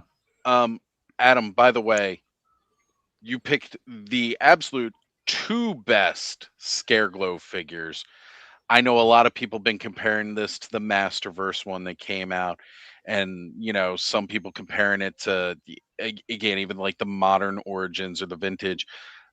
But to me, these are the top two Scareglows that have ever come out. I love these two. The only other one that I think is a little bit beyond is possibly that Mondo one that came with Right. his steed. What The were they called? Scaremare. Scaremare? Yeah. Yeah. Oh, I'd put these two are like the best, like 6-inch-ish figures, and then Mhm. I'd say Mondo is, The next. above that. Yeah. Right. Yeah, I'm a fan of Scareglow. He's not my top 5, one in my top 10 favorite Masters of the Universe figures, but this Chronicles Scareglow is pretty darn great, and I think mainly because if you grew up in the 70s or 80s, you know all about them. Sean's got Oh, some. Sean has him. Hold on. Let's. Nice. Oh, There look you at go. Sean with the freaking flex pouch. Nice. I have not been Yeah. able to find this Scareglow at So- all. I took my kids to Walmart last week. We were looking for a present for a classmate and my son. And I'm like, we're going in the toy aisle. And at the minute we got in the toy aisle, I saw the gold Skeletor that they put out and him. And I was like a kid at Christmas. I actually was like, oh my God, and like, grabbing it and running for the register. So Yeah. I am It's- not that affected like that with the Mattel stuff as much anymore. I'm more like that with Mondo. Yeah. And that was the first time where I'm like, oh my God, I'm making a fool out of myself over this figure. But yeah, it's awesome. Yeah, and since I'm still trying to resist buying stuff, I know that when I see it, I'm gonna have a hard time resisting this one. It's gorgeous. Just don't go looking at it. then. There you go, Bob. I That's knew the Bobby easiest would way have- to do it. Just Bobby ignore has the the- stores. So- Bobby has the wise words. I'm the primary grocery shopper, and I see that toy aisle, and I always just like, Bobby's just version don't of do it it. is, if you got a cut, stop picking at it, kid. yeah, exactly, exactly. Right. So This I is like it. This is the issue, though. This is really the issue. The Yeah. glow in the dark, right? It's like, yeah. Again, you have perfection with classics. Mhm. And Yeah. even Origins, they did it right. The whole body glows, with the black lines depicting the bone, the spaces between the bones. yeah, Origins did it right. The original did it right. For some reason, their newer high-end collectors figures, they're like, nah, just a skull. That's all that'll glow. Just this. Don't give me that crap. Even use glow in the dark paint at least. Well, I Man, mean, come the on. bones are sculpted onto the surface of this, so it's even easier could've to still- paint yeah, them or to apply the right? glow in the dark. Yeah. So right? Like, Uh, come on, powder coat it, something. But yeah, and again, that's just one of those things where that classics version of Scareglow is definitely one of the best. Now, to acknowledge Alan here, he says Ox, but I know he meant Oz. I've got one if you need it. Whoa! We'll have to talk, Alan, because That's amazing. look, I got out of collecting Masterverse. I shipped all that stuff off to my sister so that she could have it. I got out of collecting Masterverse because between Mythic Legions and Origins, like I just did not have room to keep collecting Masterverse as well. So I cut that. But that is the first figure that Scareglow is the first figure they put out for that collector's scale line where I'm like, okay, I might need this one. Like he just looks so damn good. He is And gorgeous. Sean, you did mention that gold Skeletor. I don't know how I didn't notice it when it came out, but the gold Skeletor, and somebody compared it to Disco Skeletor. Mm-hmm. And I was just like, oh, snap, how did I miss that? And I realized what it was is the same thing that makes me freak out about clowns, like where the whole face is kind of painted type thing. The skull was not orange. So I didn't put it together. Oh yeah, that's kind of Disco Skeletor looking. I mean, Sean, It's can you slightly. turn it over? This is the reason to get it. Look at that beautiful. I mean, that's straight out of the mini Yeah. comic. And I think that's Axel Jimenez Yeah. duplicating the mini comic, Yeah. altering it a little bit, and that's just gorgeous. But I love that Alcala style head with that one. That's Yep. one of the best Yeah, Alcala it's a great style head sculpt. heads. Yeah, Yeah. like I might end up getting another one of this one just to open it because now that I got it in box, I like it so much. I'm just like, okay, it's staying in there.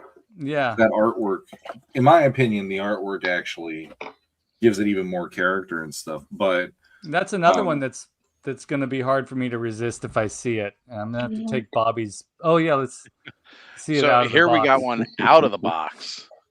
Oh yeah. And again, these one of those definitive things when talking about Masters of the Universe a lot of times is that packaging with the art. Yeah, that's nice.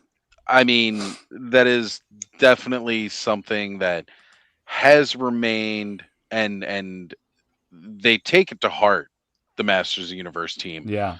About the artwork that they put on the boxes for these, that they really try to keep it true and iconic. And wait a minute, hold on a sec. Sun's out, buns out time. Woo! There we go. What's up under that Skeletor cape? Nothing much. I want the true Alcala Skeletor where you can't see the fur anymore under that thing. That's right. Yeah. He drew Freeballing. Skeletor just like it's all hanging out there and stuff. It's like, when are we getting a true Alcala Skeletor like that, man? Now this would have been amazing to me as a kid. I'm happy this is coming out for kids. Kids, what are you talking about? I'm getting and for one. adults. But this would have really made me happy as a kid. So they showed off a little while ago, and I saw it mostly hit foreign markets first, which is unusual. I think like the first photos that I saw were at like a Smythes or whatever kind of store it is over in Germany, where it was the Alcala style sword, but it had like the new logo for the movie and everything like that. And Kenny got one. He was showing it off this past weekend because they finally made it stateside, I think. It's very small. It was very, very small. And I was like, I kind of wanted it, but I'm like, man, I don't know if it's that tiny. Because again, it was meant for like little kids. Yeah. This one I saw, like it looks like it's an adult in the picture holding it. And no, that is the kid's hand. But also, I'm not sure if these are the same swords. There's some design differences here. Yeah, there's others too. I didn't put everything in here, but to answer Carol's question, the Skeletor is smaller than Masterverse scale. Right. It's supposed to be like 6-inch, where Masterverse was 7-inch. Yeah. And yeah, okay, yeah, there are two different swords. All right. yeah, there's a metal one too that somebody's making.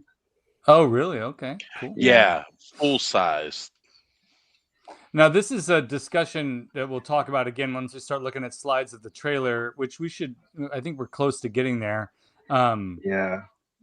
The Eternia is colorful, and thank goodness. Like that's huge to have a colorful Eternia. I was so worried that it would be drab or Yeah, it's been very Earth-like. reminiscent of, again, kind of like what we saw with Filmation. Like, Mm-hmm. I feel maybe a little bit more Etheria than Eternia in some ways, but that, again, very colorful plant life and stuff like Mhm. that, where we've seen plant life. It looks alien, which, Yeah, you which know, is necessary. kind of what you hope for, right? Yeah.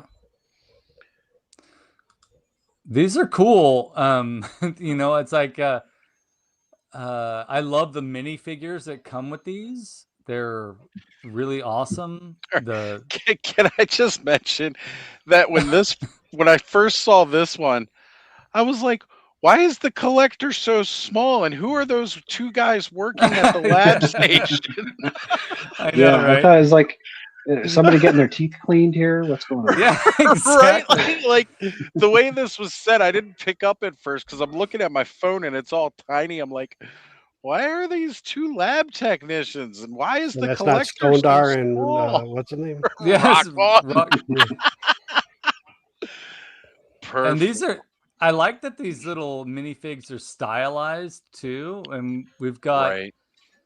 Looks like we have hover bots. Yeah. Mhm. Yeah. That's amazing. Mechanac. Yeah, Mechanic is extended, and Well, it's like, what are is? we going to see some more of these in the movie this way? You know, like, I hope are so. hoverbots in the movie? They I- must be, I right? think probably they must be. Yeah. Mm-hmm. You know, that's always one of the things when people have said, like, no matter how hard they try to keep things under wrap, toys always spoil it. And yes, a lot of the times it's the Lego that destroys that, because they'll be like when Snoke was first shown and in like the gold pajamas, because the first images came from a Lego set. So that's Yep. kind of like what we're getting here, a little spoiled from, again, Mega Yeah. constructs their Lego. Especially in the coming slides. Yeah. Oh yeah. Now, okay, I'm having a hard time recognizing some of these characters here. I mean, I see the hoverbots. I see Prince Adam. Maybe no, that's He-Man and Tila and Triclops. Mhm. Well, there's Goat Man. Is That's that him Goat with Man? the No, horns. it's not Goat Man. It's because No? he's wearing green, but he's got like goat Yeah. horns. He was in like the box art for um, Freight Fighter, but I think he's So like a he's a- heroic goat character. don't Okay, know. probably from the same Like the same species, maybe. species. Yeah. Yeah. And So then are these those? got. Sorry, Go ahead, Oz. Scally. I think you're about to say exactly what I was about to. Yeah, they've got little, racer helmeted guys. Are those Yeah, the I don't know what Royal those are. Guard? Must be. Maybe they're like certain outfits for a certain vehicle that Maybe, you know, yeah. or- True, yeah. pilots. Yeah, something like that. Pilots. Yeah. Mm-hmm. This. Now we get Oh into the man. now we get into the good stuff here. Yeah.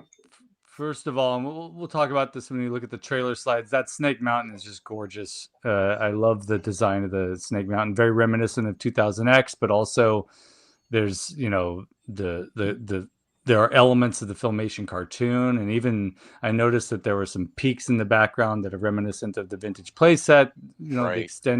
extended out side, but Well, I that's also not here, like obviously. But I mean, the really tall, like, spire look to it Yes. too. It's got Yeah. like that Filmation Yeah. kind of, like, it's been influenced by every Snake Mountain. Yeah, every Snake Mountain. Now the elephant in the room though is Jigor here, right? The gorilla in the room. The gorilla Yeah. in the room. This is a huge reveal. If this is true, we're getting Jygor in the movie, and that's Nobody saw that coming. mind blowing. Like I'm Yeah, I so would not have excited. guessed that. No. So this is And exciting. I'm okay. Yeah, just show him like a 10-second where he's like throwing people against the wall or going nuts or something. That's I'm what I was super gonna happy. say. It'd be Yeah. like the Sasquatch video where Bigfoot walks by. He's just real quick. He looks over his Right. shoulder. Yeah. He just way back in Jygor, the like the background. Patterson film, walking Yeah, the through. Patterson. Yeah. Oh man. It'd be like, Spoiler alert, It'd be Bobby like Mookie or something. You'll be just walking around in the forest back there. You're like, hey, there you go. Exactly. Exactly. I'll take anything, honestly. If they put Jygor way in the back, throwing people around or just walking through some trees, I'm gonna be stoked. Right. Now, when we first, like, again, when they were talking about this and we all had our doubts, because again, we've gotten to points where they had named directors, where they had started casting, and like I remember all of us sitting here and we were discussing about the casting for this movie, and we were seeing things like so and so is cast as Goat Man, so and so is cast as Spikor, and like the most I'd say main villain that we saw at that time was like Triclops. Yeah. They hadn't confirmed any Trapjaw or Beastman. I don't even think they had confirmed an Evil Lyn at that point. And it was like, why are we going with all these like third tier? I mean, Pig Boy's barely a villain. That was just because they made a promise to some kid and they had to find a way to put him in because otherwise they would have looked really shitty. But like then we finally started getting the little bit more reveal, and they dropped some more names and things like that. And it's like, okay, so we are getting like the top tier guys as well as some of these tertiary characters. But even then, Jygor is so deep cut. Like, yeah. It's insane to think that they're throwing him in this movie. But part of me also feels like they're just like, you know what? We'll win over the fans one way or another. We're gonna put some crazy stuff in here because we may only get one shot with a movie. Yeah, that's. I hope that's the thinking, and even if it's just part of this toy set, and we never get in the movie, it's still cool if they thought of Jygor. Right. Yeah. So there's that. Now, when do we get our Jygor Origins figure, Mattel? I know, right? Yeah, right. And make him oversized like the Beastman they just revealed. Mm-hmm. Yeah.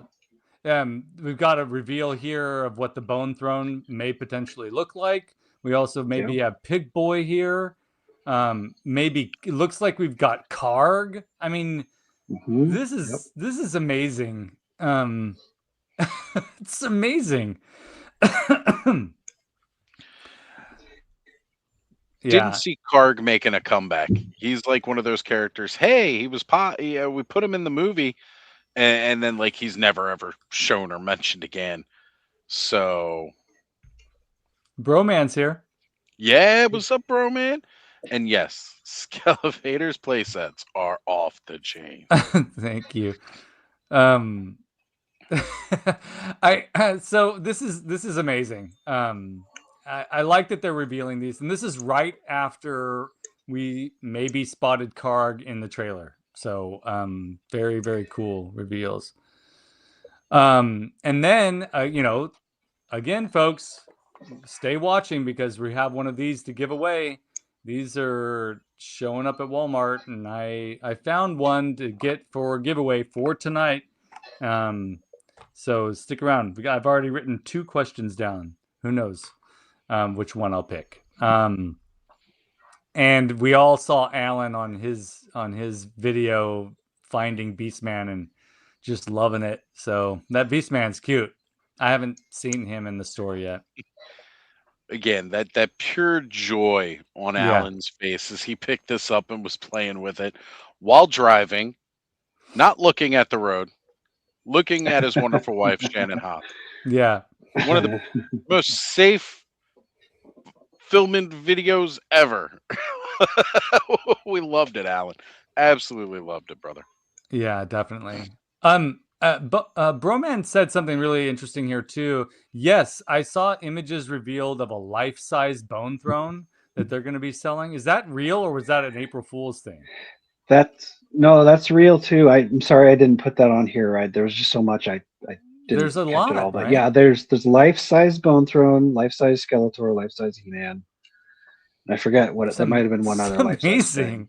Like, I okay, mean, I can Yeah. skip the He-Man and the Skeletor, but yeah. I kind of, My wife man.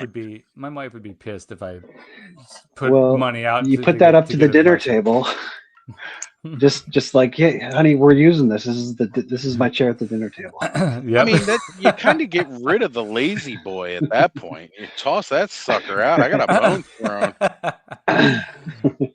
Yeah, so folks, if you're interested, if you got a ton of money to spend, go check out just type it in, life-size bone throne. You might get all kinds of interesting things. I was popping going to up say, in your- Adam, can you send me the link for that? Because I'm Yeah. scared what'll pop up if Yeah. I Google that. Jeez. Why? It's not anything else that you search for before on your computer. Nah, but I've looked at other, um, I've looked up a lot of dungeon stuff, okay? There you go. there you go. Enough said. And did you all have, anybody from this group pre-order or order the laser light He-Man? Nope. I got did laser not. light He-Man. That's cool. Again, one of these things that when we started this show, Origins was coming out, and we were talking about how Yeah. deep do you think they're going to go, and I mean, Mattel said, within a couple of years that they did plan on finishing the vintage line, and even then we questioned, well, does that mean we're going to get some of these things that, again, laser powered He-Man, laser light Skeletor, these were things that were only ever released in the UK. Like, it wasn't here in the States. Were we going to see this? And I think Mattel has done a wonderful job in answering that. Yeah. But they're like, yeah, guess what, bitches? Now you're getting these. So now we got a question: are we getting the Giants? Yeah, Megator. Hope so. Like, will we get them? Will they have rooted hair? It would be amazing. But laser light Skeletor first, for sure. So It was We've so been doing cool. this shit since 2020. isn't that crazy? Yeah, Like, Bobby, Mhm. 2020. isn't that insane? When I think about that, I'm like, that's amazing. And then we've got these amazing art pieces too. I'm not I'm not one to collect these, but that Skeletor is absolutely beautiful with the coral. Oh my God, yeah. The red coral and So you got floral He-Man, coral coral Skeletor. Coral Skeletor, Skeletor. and James John, or is Yeah, it Jean, Gene? I How think they pronounce it? Jean. James John. Uh-huh. So the artist that did these said he wanted to really show the dichotomy of good versus evil. Yeah. So you have this very curved, very rounded looking He-Man with the floral prints, which I know that's not for everybody. Yeah. I still think on an artistic level, I absolutely love it. I think it's amazing. I dig it. Yeah, I mean, I But- would if I was, not concerned about my spending and at this point in my life, I think I'd buy the Skeletor for sure. That's really doing it for me. I have a book of I have this great Toshin book of etchings of nature that it's like got these beautiful coral illustrations, and it really reminds me of that. And I think this is kind of beautiful. Maybe in 5 years it'll show up at Ross, but until like the then, Virgil Abloh. like the Virgil Abloh ones. We got to play the waiting game on this one. I mean, hey, you know what I mean?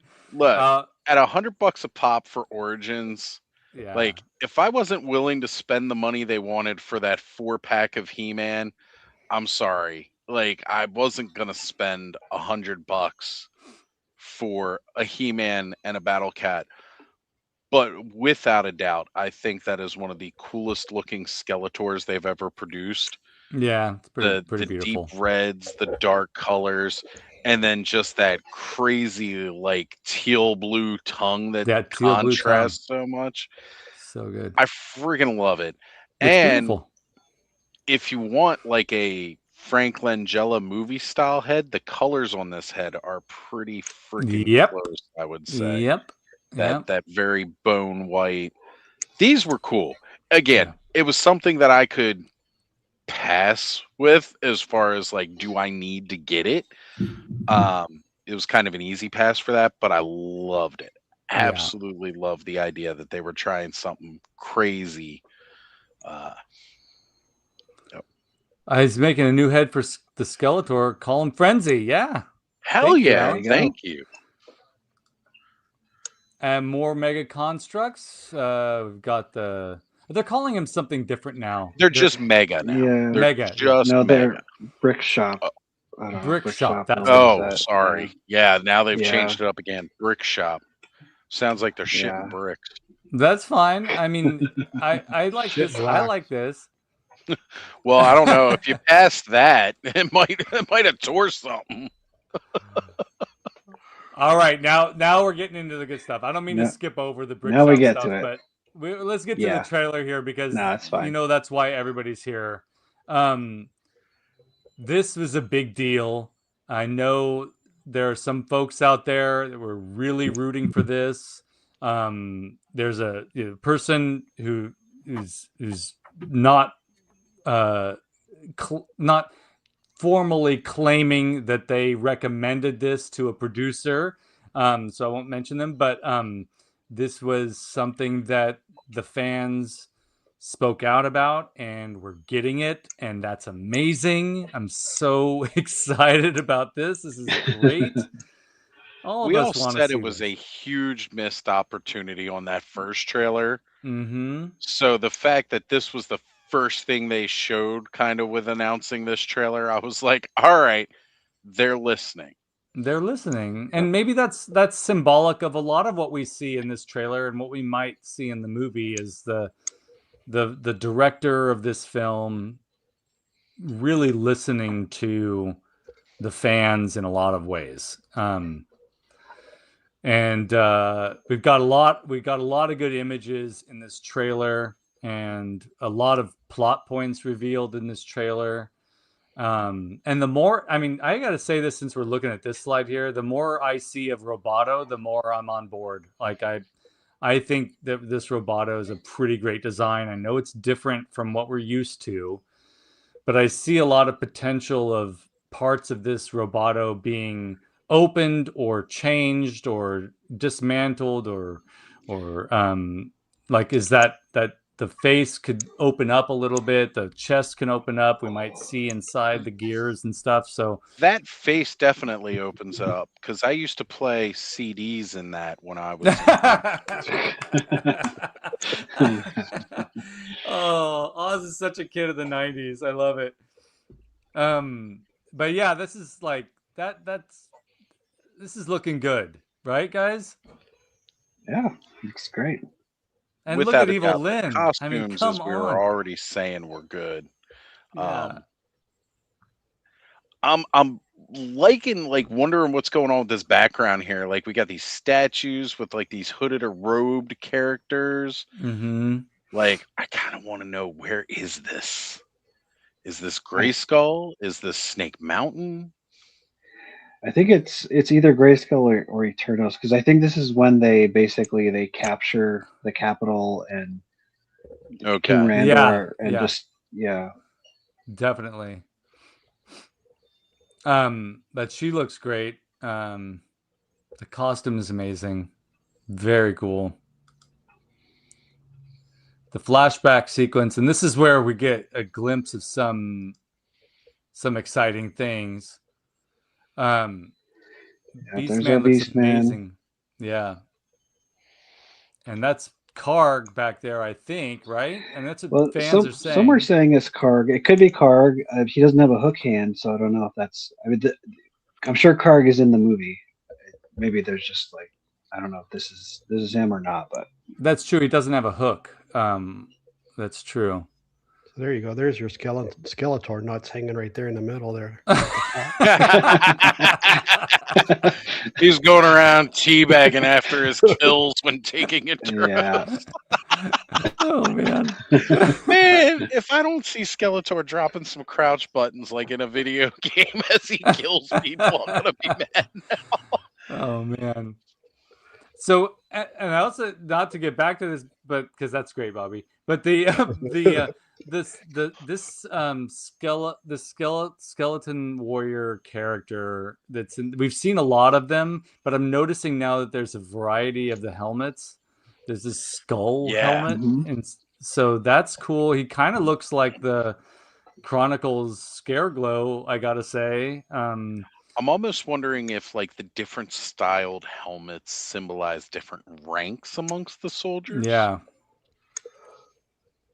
Yeah, dark troopers versus stormtroopers type of thing. Right. Something like that. We got full-on shot of King Randor here. This was actually really cool to see, like the up-close pictures of King Randor.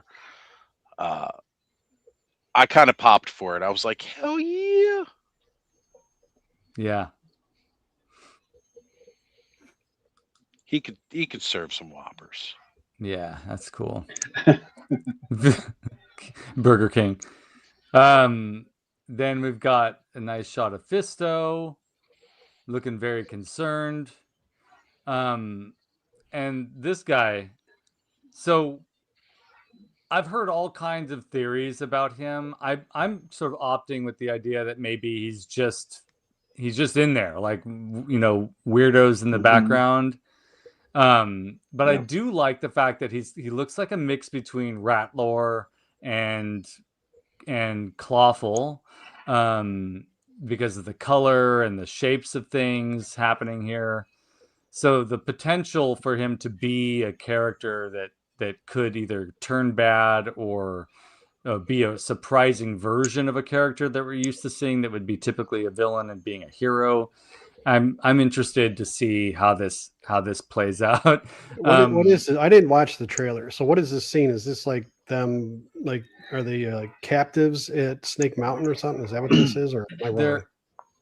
I think they're captives in Castle Grayskull, because Castle Grayskull has been taken over by Skeletor at some point.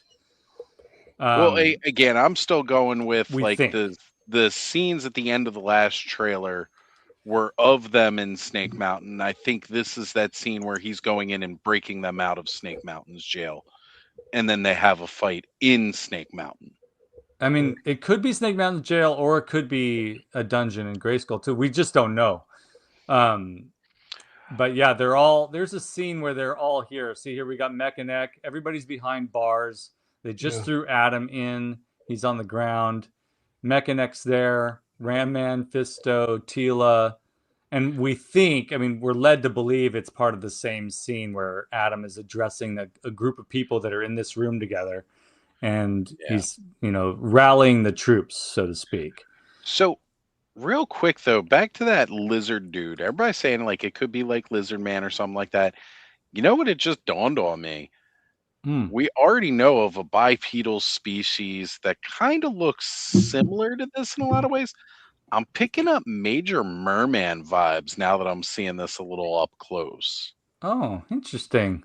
Like maybe the not eyes, like maybe not necessarily like this is Merman, but like one of his race. Yeah, a mer person.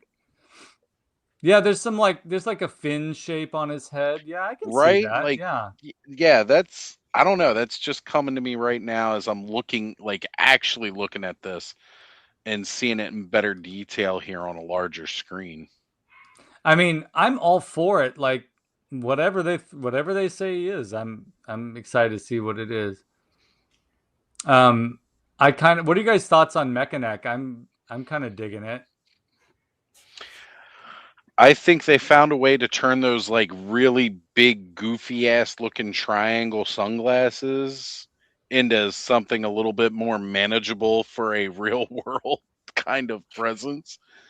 Like he's Yeah. always looked goofy with that weird helmet, but you know, like I heard not everybody's into it. I don't know. I think I kind of like this version better than like the toy version, but Yeah, I mean, he kind of what is like the best you can do with those design choices. It's an odd character. he is. I mean, they're all odd characters, and I feel that they found a very good way to ground the majority of them, right? Mhm. Like kind of keep it a little bit more realistic and not as cartoony, but still goofy and cartoony in a way. Yeah, yeah. Adam, what you were going to say something there? Oh, you're muted.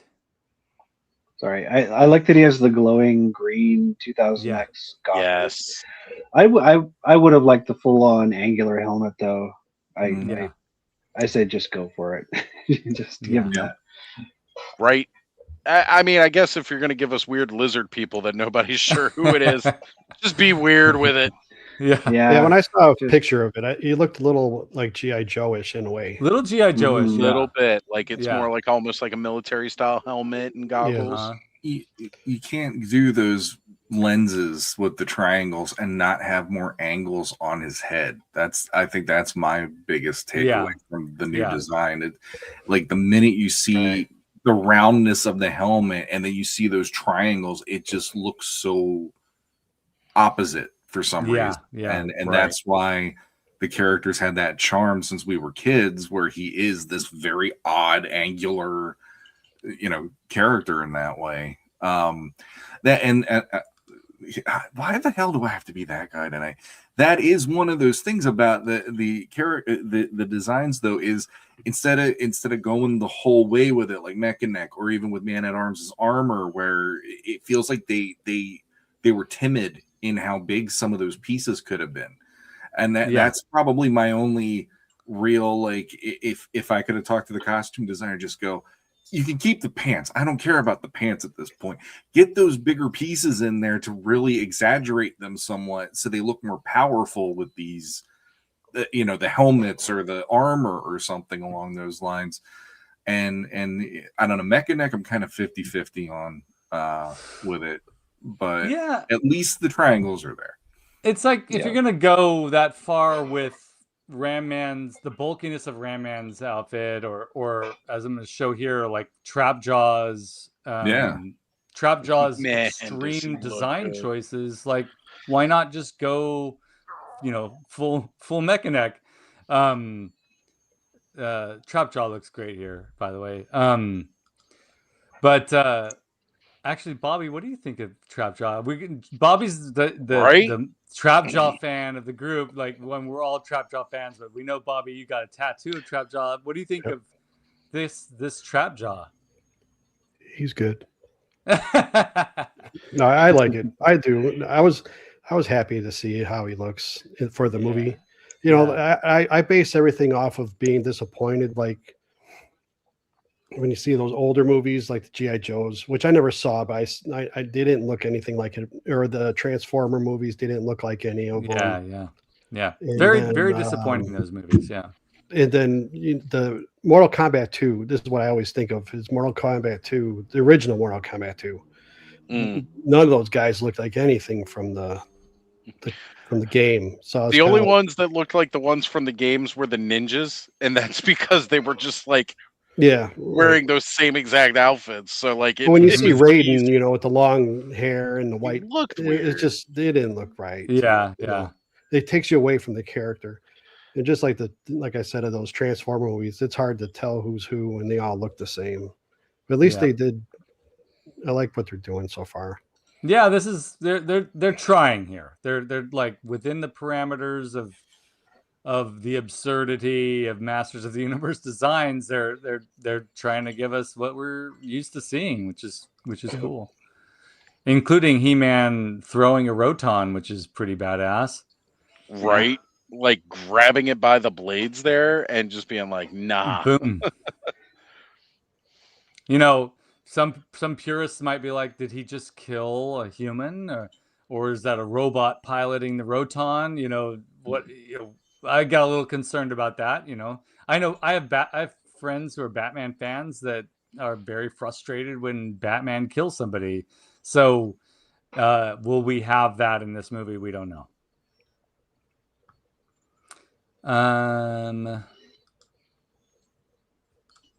There we go.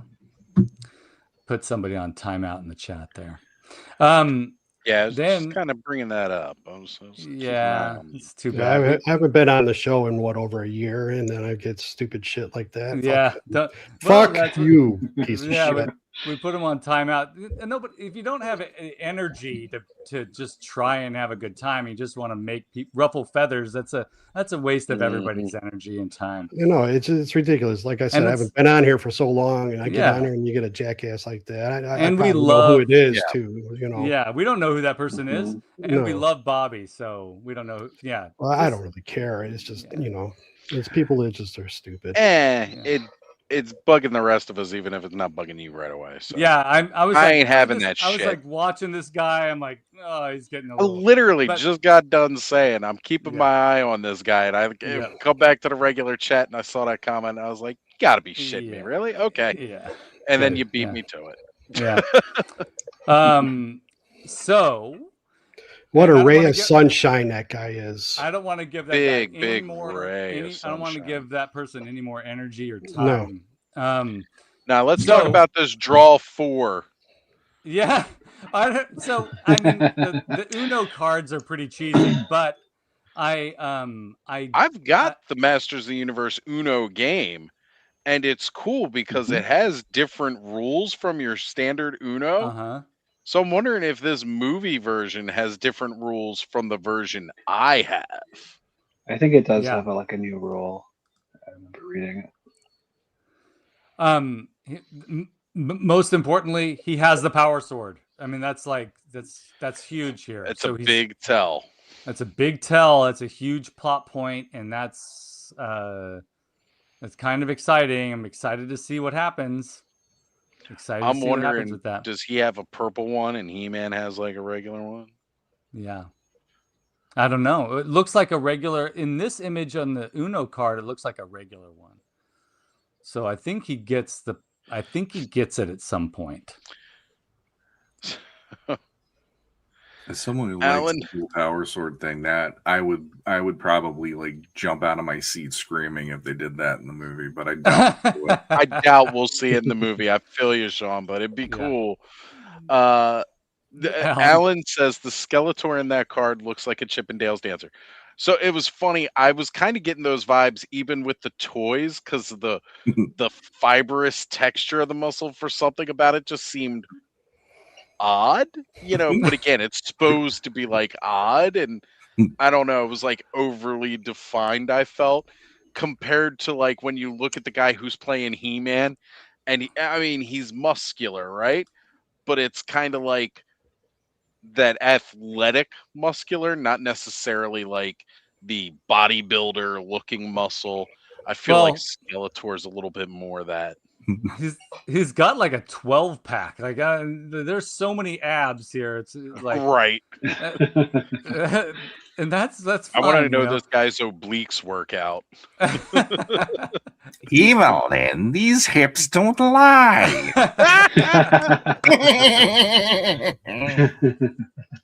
Oh, okay. So we got to talk about. I'm just gonna say it. I love the way Skeletor sounds in this trailer. He sounds a lot like Frank Langella. He's not too nasally. I was a little worried about that. Like, what would Jared Leto do with this? Is he going to be trying to emulate the Filmation cartoon too much? Because that probably just won't work, trying to do Alan Oppenheimer's Skeletor. Right. So I like that he is... I like that he's British, and I also like that he's a bit more menacing sounding, and that's kind of cool. Can I say that I am happy he doesn't just sound like Jared Leto? Oh yeah, it's a huge relief. Yeah. In fact, Like- I find it's very difficult to see Jared Leto in this, which is, you know, I which is mean, the skeletal face is kind of similar, but you know, I'm glad that hearing he was going to be playing Skeletor, I'm glad he's not overtly Jared Leto. Like, I don't see Jared Leto here. I don't hear Jared Leto here. yeah, So I'll take it. yeah. I'll take it. The word Shakespearean's been thrown around, as Kiss My Grits has said. Yeah, and I think that's a good choice. It's a smart choice. And again, we talked about it last time we talked about this, like the fact that they're allowing themselves, the CG animators are allowing themselves to articulate the skull, to move the skull Yes. like the Filmation cartoon, so that the skull can actually move, and you see him like clenching his jaw in a way that a skull might only do, that you would be more visible if there was flesh on the skull. So that's very cool. This is a great shot. Yeah, and Alf is mentioning what I was picking up too. He's got that very kind of that Hamill vibe in his voice. Yeah, It's like I feel a very good mixture of like Oppenheimer, Hamill, and then its own thing, yeah, for right? sure. And I'm glad I didn't hear his voice up till now, because it really, really allowed for some new surprises with this new trailer to get me more hyped. It's another good shot. Yeah. So, you know, it goes back to you know, the whole Jared Leto thing's always going to come up, and I understand why. You know, and I'm glad that there might be, you know, I'm already expecting there might be some I'm hoping that there's not, but there might be like a Keldor Jared Leto blue face scene. I'm just hoping that's not the case. I hope so too. Yeah, I don't need that. I don't know. The movie'd be worth it if I got to watch Jared Leto's face melt off. No, maybe, yeah. I mean, I've saw it busted up like crazy in Fight Club. I've watched him lose an arm in Requiem for a Dream. Having his face melt off might not be a bad. Could be very therapeutic in a way. Right. 81 Eternal, welcome. We're not hitting on his voice. I think we Right. all like it. So you're in the right place. Yeah. Well, yeah, it wouldn't work if it was in the live action film, and that'll always be Alan Oppenheimer's like great contribution is the cartoon voice. I'm very excited to meet Alan Oppenheimer. He's going to be at MOTUniverse, and I'm stoked to meet him and Rudy Obrero. Here is the Sky Sled. Yeah. Still needs a gargoyle. Still needs a So I'm just the foliage, like the foliage is doing it for me. Like, give me all the colors. I love it. That's Eternia. It's also Etheria, but it's also Eternia, and I love that.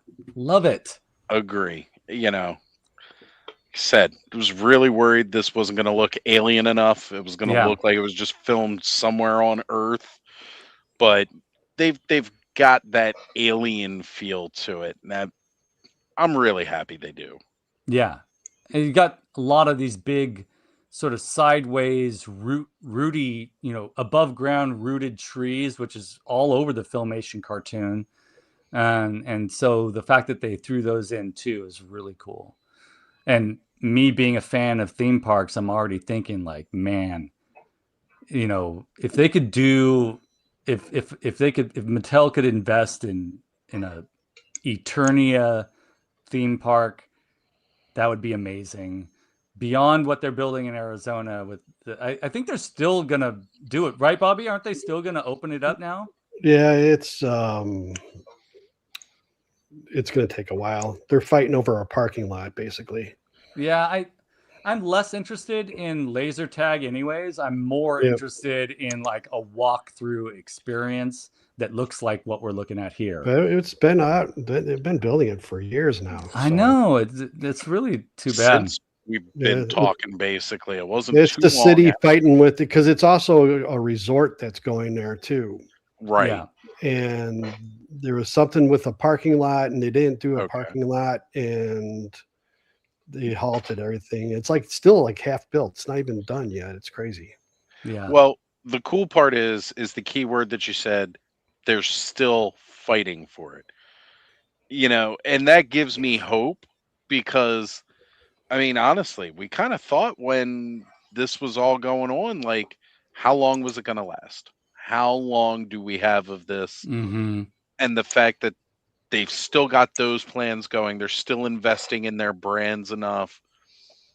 I like that. As long as they're investing money on it, that means we're going to keep getting from it. Yeah. Yeah. I hope it happens in a way that is, this movie is immersive. The Eternia, the world that was created in the Filmation cartoon and in the mini comics is immersive. Like, I'd like to see Mattel invest in creating a theme park that's more immersive than just sort of mini golf or laser tag. Yeah. I want to see more. I want to see more of that. But that I takes want money. a Galaxy's Edge experience of Eternia. Yeah, exactly. Yeah, Like, for sure. That would be. I want to visit Man at Arms Workshop. Like, Yeah. give me a Star Tours ride through Eternos Palace. And wasn't it Eldor, Masterversal Toy Hunter? Was he the one that won the Eternia Land contest we had on here? Yes. Yeah. Yes. Just get Eldor on the team to design that thing. That would be brilliant. Absolutely brilliant. And Alan, yes, man, we would love to see a Snake Mountain haunted house made by you, man. That would be amazing.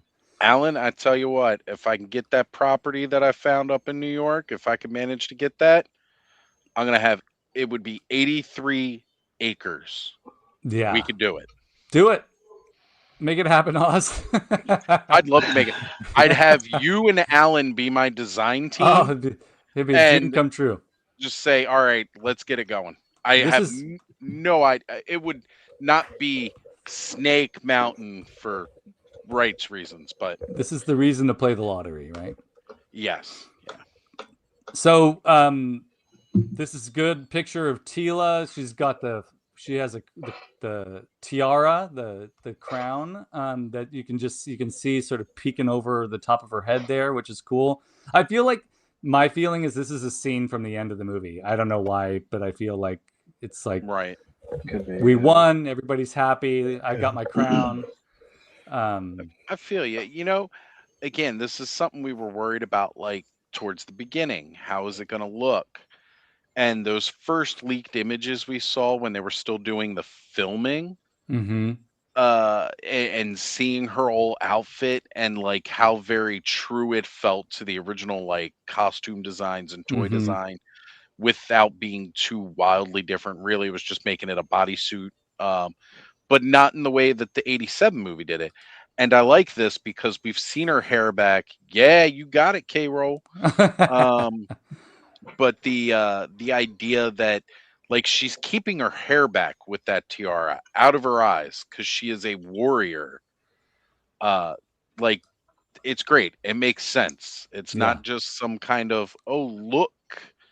And yes, she is a redhead. She did dye her hair. Yeah. It's just the lighting. You cannot see redhead in this scene. But the actress did dye her hair to a very dark red. It's not bright red. Yeah. And Tony dyed his hair green here. Yeah. He said it was great. Frankly, I'm more interested in what this dude is doing in the back. He is just chilling in the back while like all the shit's going down in this scene. That's Vino. That's Vino Greg. He's having a good time back there. Oh wait, He's wine or. Yeah. Aaron won the Eternia Land contest. That's right, Aaron. Oh, That's right. okay. It was so long ago, I can't remember. Yeah. Yeah. We're talking like 2 years ago, right? Oh my God, yeah. Um, So, Count Marzo, right? Like, what if that's just Count Marzo chilling back there without his stone, right? Without That's the jet? guy from Pirates of the Caribbean where he's whistling that. yeah. Oh, see, I thought it was the guy from Dodgeball, Pirate Steve. Oh, yeah. Did one of you say oh no, I lost it. Dang it, I had a good one. Never mind. Oh, I wanted to show this. So yeah, Adam, you got a good image here of Cringer being ridden by Adam and Tila. It looks like Tila back there. But let's look at this guy's. So the helmet is very familiar to us as fans of if you're a fan of the 2000X cartoon in particular. And then look at this image of his face. So there's, am I wrong in saying that this looks like, come on, the snake, Oz, the snake, you're the snake guy. King King Hiss? Hiss? King Hiss from the 2000X cartoon. A little bit more, yeah. I could see what you're saying with that. I mean, look at the helmet in this image. I've got it in biggened here on my other screen, and yeah, I could definitely see kind of what you're saying with the way the helmet sits, and then just kind of that yellowish face underneath. Jaundiced, melty, goopy face. And it could be that they're just they're inspired by the aesthetic of characters, and they're just throwing this guy in here. But there's a lot of similarities here. Could be nothing at all, but like the back design of the helmet and the way it comes down definitely gives those vibes, that kind of scaled helm kind of look that King Hiss has. So I definitely get what you're saying with that. And again, he's got, like you said, that jaundiced yellow skin that the 2000X King Hiss had for his face. Yeah, kind of crazy. Yeah. I just like all the design work here. And let's see. We got toy binging here. Good to have you. And TD3 Trooper said the set looks amazing. Yeah, the set design is phenomenal. The character design's amazing. It all looks so good. And Alan is saying very much a King Hiss helmet. Yeah. Is it called Salet? I may be wrong on pronunciation. It may be more French than that. Got it. Or what would the English call it? A coif? Yeah. That's it very much looks like that. And we got a nice shot of Castle Grayskull. Yeah. Yeah, the colorful foliage again. There we go. French. Salé. Salé. Yeah, I got it. Thank you, Alan. Man, that is so cool. The battle sequences look great. The environment's amazing. This is heartbreaking to see, like, Eternia all messed up. Right, but like this kind of ties in with kind of that Mike Young Productions idea of the story, like Skeletor 1. Yeah. And in the 87 movie, like, we saw him coming in, he was taking over Grayskull. It's not the first time they've had a story where Skeletor comes out on top. Yeah. Alan said, "You uncultured swine." Yes, sir. we don't know how to say them words. Ich spreche Deutsch. I tried so hard to zoom in. You guys probably did too on both of these. Everything gets too blurry and pixelated. It's too blurry. I want to see who's fighting on the left-hand side. I want to see who's fighting on the right-hand side. I couldn't see who was fighting in the. Well, that's not Lord of the Rings there, where they're fighting the orcs at the gate. Helm's Deep. It looks just like that. The ladders and all that. I really Very wanted to much. get in there. And I love these like very efficiently large ladders that multiple people can Right. climb up. I'm like, oh, that's a smart plan. Siege Um, ladders, man, they're crazy. Just surprised they were able to get them up to the ramparts and not have somebody just push them the fuck over. Well, they did come with the original play sets, those big ladders. And they did. They did. 81 Eternals pointing out something. I didn't hear John Campia talk about this trailer, but I did hear him talk about the first one. Yeah, I mean, if you like the Supergirl trailer, you've got to like this trailer, and if you like the Superman trailer, you got to like this trailer. If you like Guardians of the Galaxies, you got to like this. But yeah, Sean, let's hear it. All right, so I've been waiting to talk about this because this is just where I'm coming from mostly for the episode here. So the first trailer they put out was the Please Don't Suck trailer. Yes, yeah. And we already talked about that, but basically this is them showing us the mission statement of what this movie was going to be. It's going to feel like we're kids again, enjoying this. It's going to feel, as close as possible to making a cartoon and toy line into a live action movie the way that we wanted it to be in 1987, but they didn't get it in 1987. This trailer I call the "You Can Go Home" trailer. And the reason I say that is the beginning of that trailer with Adam, and he's looking around, and he's just like, you don't remember me, but I remember every one of you. And I'm like, the minute that hit, I'm like, it's fucking Dorothy and the Wizard of Oz right now, only reversed. Yeah. And what I loved about it was when he said that, and you get to see Ram Man, Fisto, and all the different characters, it really did feel like the movie is saying it's okay to be nostalgic with this. It's okay to rediscover that Foot Locker that your mom put all your toys in and remember why this mattered to you. And I mean, I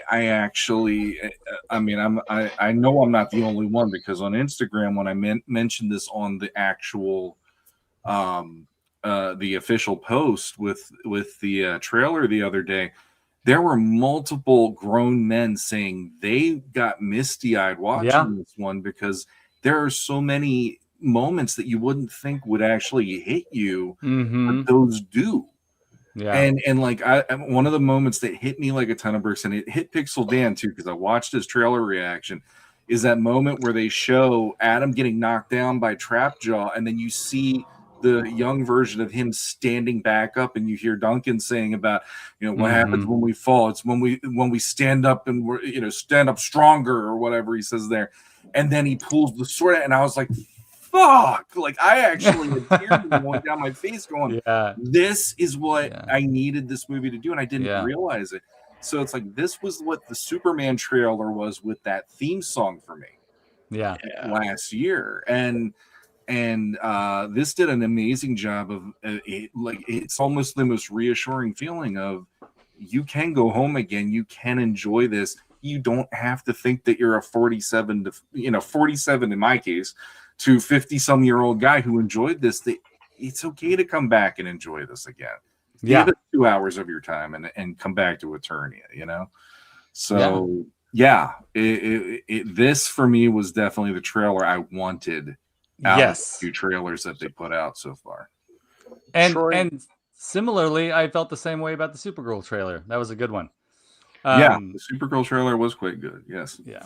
What were we going to say, Oz? I was just going to mention, Troy says, I would like to see this and feel like a kid watching cartoons. Yes. Me too, Troy. My only problem is they probably won't let me show up to the movie theater with my own cereal and milk.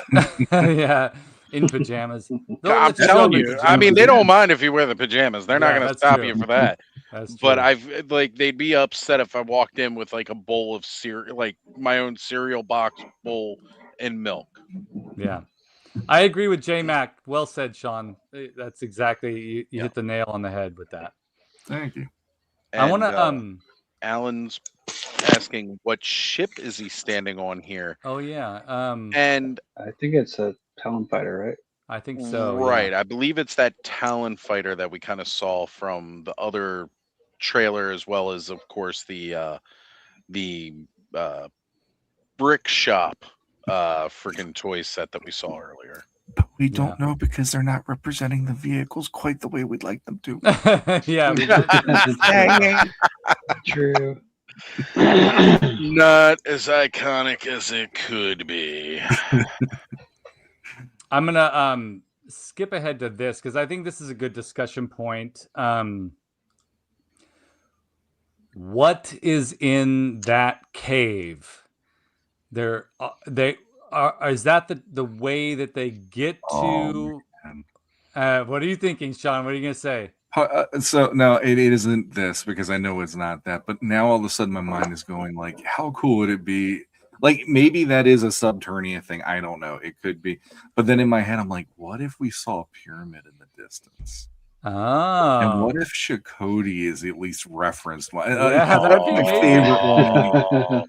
That And would it's be like now awesome. we're starting to get What if into that's a- this world building that is really Don't fun you with dare put that in my head, Sean. Oh That's no. that's a dead You dragon notice back there. off in the right, there Right. is almost it's not a perfect pyramid, but it could be almost a pyramid there. You know, it's like in my head, I'm like, oh my god, I would so freaking.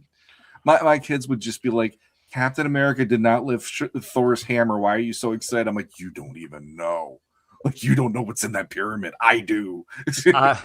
I'll tell. I mean, it would be amazing. That would be amazing. Maybe Ram Man would say Shabubi. You know, that'd be phenomenal. I want Shabubi. I need some Shabubi. I also like this idea that it might maybe that's where they meet Mossman or they meet another integral character. The character Yeah. that I really want to be down in that cave is Granomir. Like I said, it looks like a dead dragon back there. Thank you. I I'm was like, thinking that, but I figured that he would be in the mountains somewhere else. Right. but Dark you Moon. see how the mountain is. Bobby pointed out the mountain is kind of shaped like a dragon. Yeah. laying Or down. it's you know what that is? That's Camelback Mountain in Phoenix, and it's a path between there and Tucson. Oh, nice. Yeah, there you go. Well, They're that's how just in Arizona. They're that's how they still get- on Earth. That's how they get to the Castle Grayskull laser tag. Is through Yeah, that. right. Right. It could They're, be. they're carving the path for I-10. That's It right. could be an eroded battle bones. I was just gonna say, Oh, yeah, it could like, be wouldn't that it be too, cool yeah. if there was a Battle Bones? Like, I'd be Well, we down. were next- thinking in the other trailer that there could be one, maybe in Snake Mountain, because there was like a dinosaur-looking head or a reptile-looking head Mhm. sticking out in the one shot, and we were Yep. wondering if it's like a little version of it and all that. So I mean, anytime I see a cave, I'm excited to see like what happens. But What's going to be inside there? if it was Granomir, I would still cheer because that'd be badass too. I don't even Like, know I'm if not he's gonna on say the no list. to that. Yeah, Oh, exactly. we It's want. like, Yeah. you're gonna give me a dragon? Okay. Okay, we're on I'll board. take Like, it. Don't Yeah. promise me a good time and not give it to me. Come on, man. all right. So who would voice Granomir? Who do you want to hear be Granomir's voice? Keith David. Oh, God, yeah, that would be amazing. such a good choice. Yeah. Honestly, I was kind of hoping he might voice Skeletor for this. Yeah.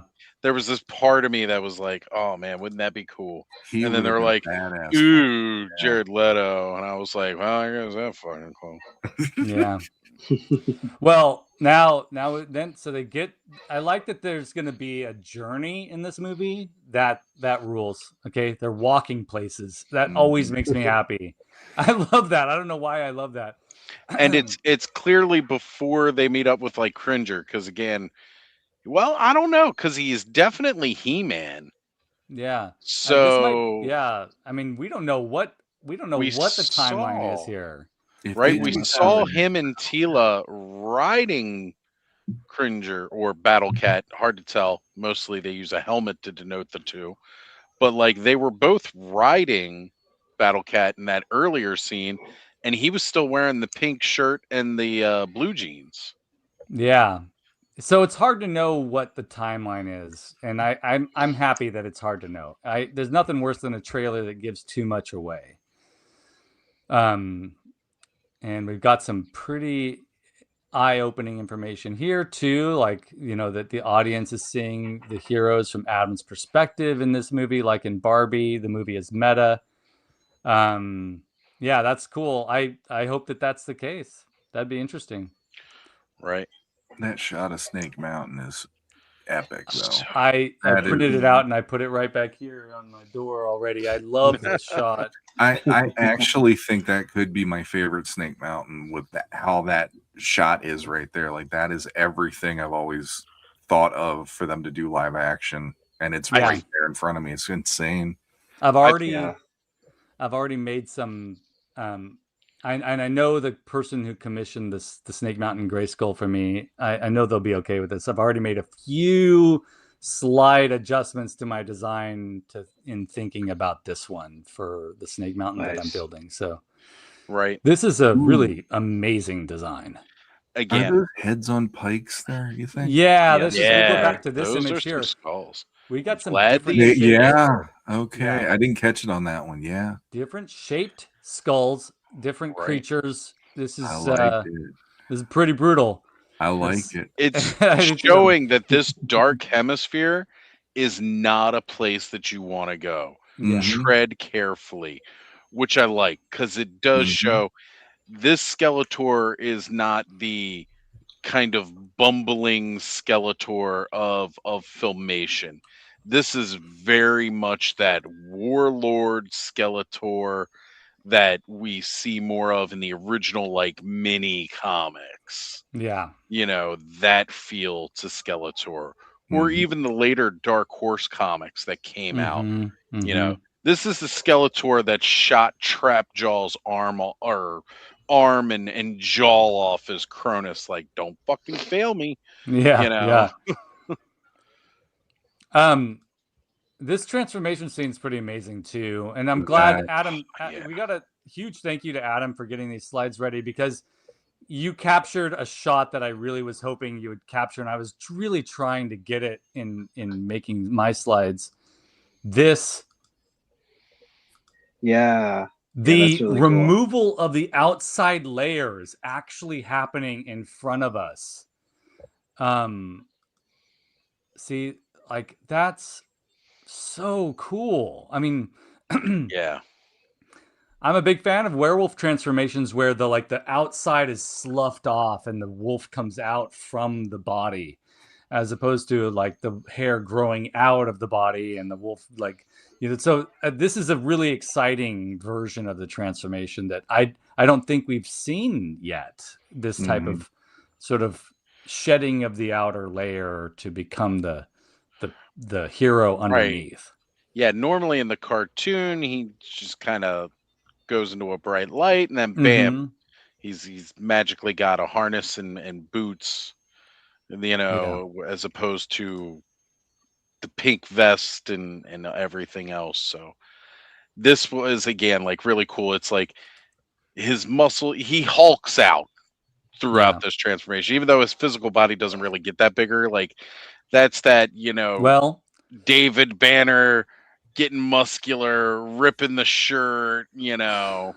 I kind of want to say something about that really quick. And yes, J Mac, thank you, Adam. Yeah, Adam, you do so much for the community. I was kind of watching the trailer over and over again today, you know, in between things at work and you know, preparing for tonight, and I do think that he's a little bit bigger.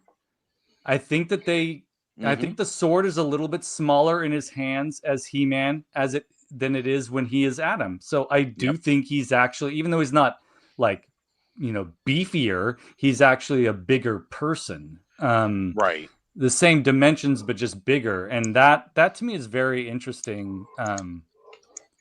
And makes a lot of sense. Yeah. It's just a very slight, I'm seeing a very slight difference. And yeah, Sean, That's cool. isn't this great?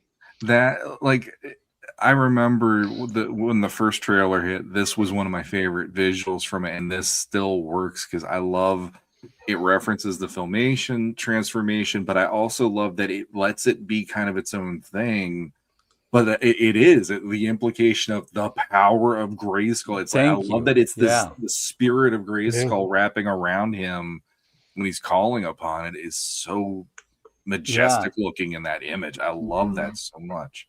The spirit of Grayskull. That's exactly it, and we've got it. And finally, you know, it's like, thank goodness. It's so good. And again, I think we talked about it in the one where we talked about the other preview, but I will go back to say the reason that this works for me as He-Man versus having him be huge like a mountain is how the hell is he supposed to move? When you watch these battle sequences, he's moving fast through these enemies. Yeah. He's taking them down with literally a swipe of the sword versus, you know, like a bodybuilder guy. It's all show and, you know, not for blow, basically. You know, in this case, he's athletic and he's made to be able to handle things quickly. But then when you see these big moments of him using his strength, it's like Superman. Superman's not going to look like a building. He's going to look like a guy who's athletic, you know, and it's like the power is through Grayskull. It's not supposed to be his body being a mountain, really, in my opinion. I'm with you 100%. It was like 2000X really went there with that, and I always felt it was a little too much. Agreed. Time. Yeah, I don't know. I love mean, because I'm not that guy now. No, I know. It's just, you know, you're supposed to just enjoy what they're showing you. I can't analyze it like that. You know what I mean? I can't look at He-Man. I mean, like how he was in Filmation and all that.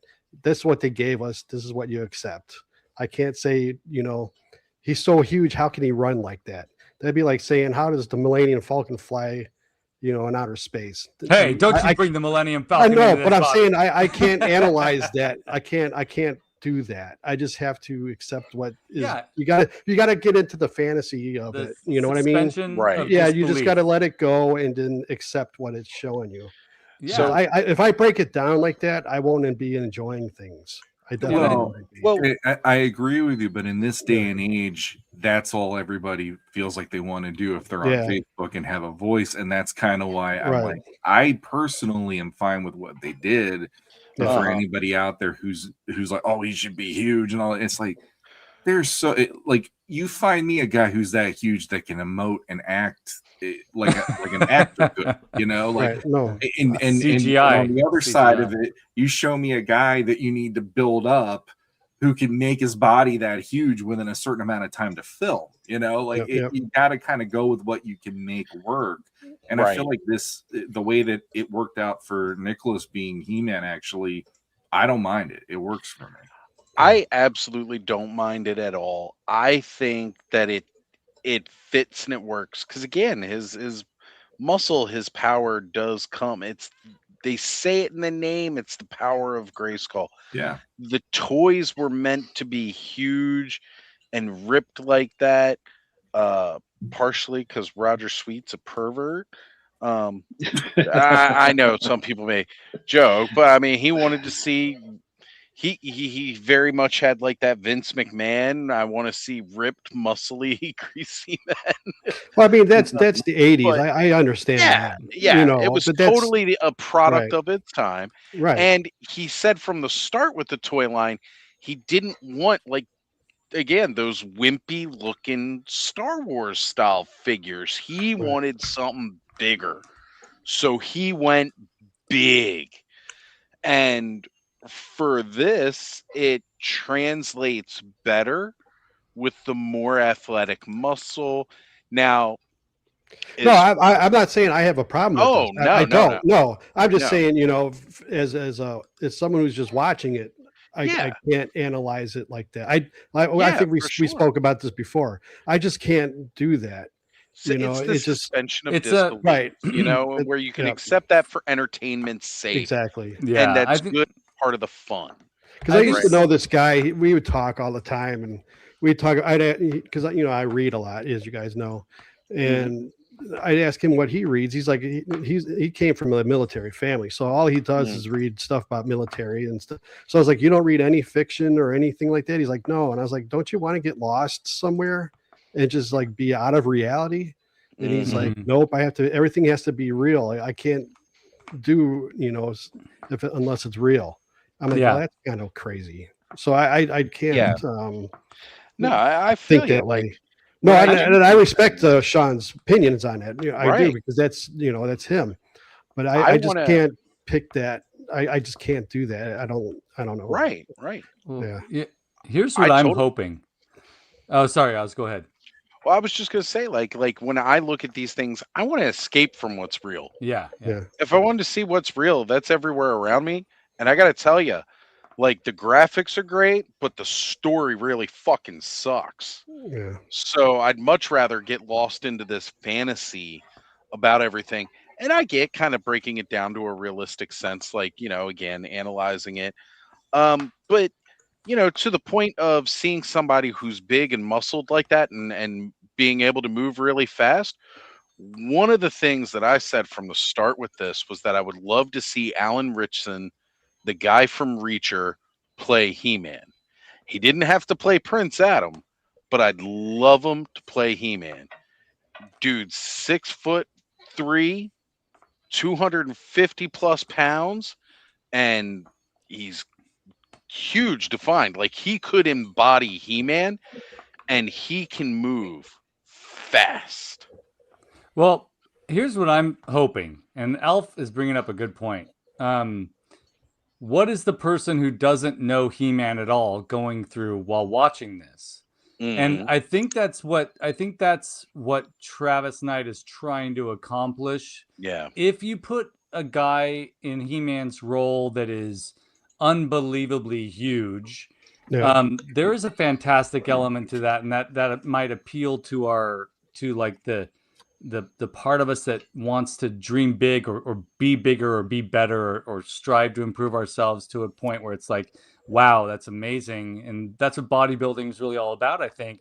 But I think also I think the director wisely is making a decision to make these characters reasonably sized so that the audience can see themselves in these characters. I mean, even though Skeletor has 1,000 abs, he's still like he's not a demon. enormous. I don't ever think I'll get a skull face like that, so it's pretty hard. Well, I mean, it's just like, the Incredible Hulk, like you could say he turns into the Incredible Hulk, all his clothes rip off except the one that's around his crotch. Yeah. Yeah. I mean, how does that happen? I mean, so you just have to accept it. Yeah, Right. you just gotta accept it. And yeah. So one thing the thing I wanted to say a couple minutes ago is this, that I think we're at a time, there's always the time in history where fantasy succeeds because maybe the world feels overwhelming, or we need that escapism, and I feel like the audience is ready for something like this that's a total escape. Wow. And if you can ground some of the physicality of the characters in some sort of reality, then that escape becomes more tangible, if that makes sense. Like making the vehicle, creating something that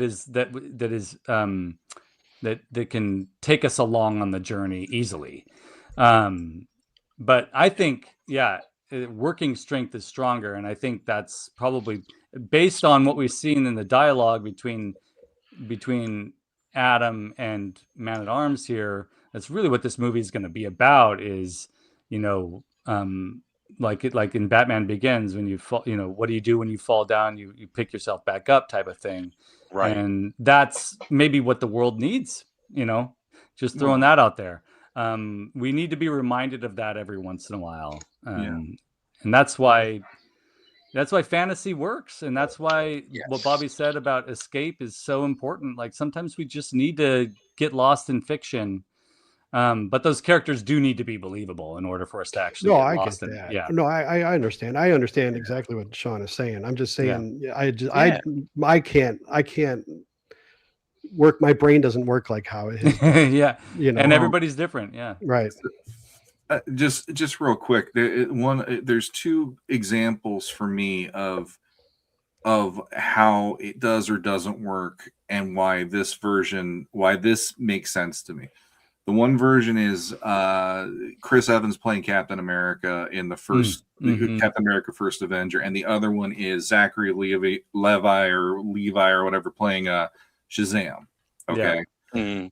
With Cap, you see Steve Rogers the entire time. You never ever see a different actor doing anything else. It's Steve Rogers, Chris Evans, and it's embodying the heart of that character every time you look at that character on the screen. When you do Shazam, for instance, you have a teenager becoming an adult, and that adult sometimes is not going to have a consistent act. The way his mannerisms, the way his personality come out aren't going to be what the kid established. And that was something that's a little jarring for me in those movies. Like he's going way off the map of I have to make this cool, whereas the teenager was playing it very grounded a lot of the time. So, in that way, like with us saying about, bringing in Alan, I agree with you that Alan Richardson is probably built the way I would want to see He-Man if I had a, like, this is how I want to see him on the big screen. Yeah. But when I think about it, seeing Nicholas this way, you're seeing a guy who's fish out of water, coming back home, and you get to see all of him dealing with all this stuff in the trailer, seeing, him crying over the fact that Eternia has been ravaged by Skeletor in his absence and all that stuff. And so him becoming the hero to take it all back again, I'm glad they did it no matter what that way, because you're along with him for this journey. If all of a sudden he looks one way and then out of nowhere, here's Alan Richardson to save the day, I'd be like, the fuck? It would be very jarring in that way too, even though physicality wise, Alan Richardson probably would be my definitive He-Man as of right now. Sure. This is so much more. I'm glad they went the way they went with this for that reason, because And one of the other reasons I'm happy about this too, again, when they cast this guy, he was nothing. they built him up. He was absolutely nothing. He took this role so seriously. And granted, again, this guy's young enough. He might have been born around the time the 2002 remake is. I'm not sure how old the actor himself is. I hadn't looked up his age. I think he's like 31. Right. So, okay, he might have been around for New Adventures. But again, just overall, the fact that he took the role seriously enough that he was like, I'm going to bulk up for this. Like, I'm seriously going to start working out. I am going to put on the muscle. I'm going to build myself up to be this character, because this is what this guy is. And again, when you see him around the other normal people on Earth, you can see how much, like, guy's big. I'm not trying to downplay it and say that he's not big. Yeah, he worked hard to get himself there. Yeah. And it's very, very exciting. I'm glad that all the people involved in this movie have shown a passion for the property itself. Right? Like, one of the big things going into the 87 movie that always kind of disturbed me is William Stout straight up said he didn't want it to look like the toys. Yeah. Which it's like, well, who the hell are you making this movie for? Because the people that want to go see this are the kids that play with the toys. We're going to want to see the toys. And that always bothered me. I felt like that first movie, it was like, okay, we just want a cash grab. We don't want to respect the property for what it is. Maybe it hadn't really earned that, because again, it was the time and as much as it meant to the kids, let's face it, our parents were the ones that were paying for the movie, not us. Yeah. They didn't really care what necessarily kids meant. They wanted to make something to get in the movies, get a blockbuster out of. Unfortunately, it was far from that. But I feel with this time, everybody involved with making this project, I feel that they have a passion to do something better. And they've definitely, just from what we've seen with the trailer, it's like, hell yeah, let's go. Yeah. I think we're all on board with those thoughts for sure. The thing about William Stout is I love his artwork, and so it's really, Oh yeah, it's no, like get me wrong. it's tough. It's He's tough, got but merits. yeah, but that was sad when I heard that. All right, we're gonna end here, but before we do the giveaway, I just want to show one more slide. This is something that I was really stoked about seeing in the trailer, and I'm really relieved that this character is going to appear in the film. So just throwing that out there, Woo. but Almost all right, almost didn't get him. we need to have Stinkor in this. Oh yeah, and Orko too, by the way. No, hoping Yeah. for Orko. Yeah. What? No Anyways. Gwildor? Gwildor. No Gwildor. Enough Gwildor. Oh, All right, I've got the question here for folks who were watching all night tonight. You will probably have the answer to this. And if you do have the answer to this, you're going to win this adorable little Skeletor. And by the way, and I said it earlier, these figures are more beautiful than I thought they were when I saw pictures of them online. They're actually really cool and very reminiscent of the vintage figures. So, if you answer this question correctly, you will first. And you have to, and we have to make this clear, Bobby. You have to make this clear. The first person that answers it clicks enter, and it shows up on our end first in the comments. You will be the winner. So even if you clicked enter before another person, it's just the matter of when it shows up online over here. So, here's the question. And this is tricky. You have to have watched the trailers for this one. Which 3 Masters of the Universe villains from the 2026 movie that we've seen so far on the screen are not Skies Out, Thighs Out? 3. And we determined that tonight. So, which 3 Masters of the Universe villains are not Skies Out, Thighs Out in the trailer? latecomers are saying, "Can I get a timestamp?" Oh, All right, Alan wins. Alan was that quick on it. Everybody else still trying to remember. They're like, what was that again? Yeah, so Alan, you win. If you can just send me your address again, I have it somewhere in my messages with you somewhere, but send it to me again and I'll send you the Skeletor. He'll go well with your Beast Man. Oh, and Alf got it too. Yeah. Sorry, Alf. Alan was first. Yeah, Brick, Steel Trap, Alan. Yep. Alan does have a good memory. His brain is on point. He is redonkulous. But anyways, tonight was a lot of fun, guys. You're amazing.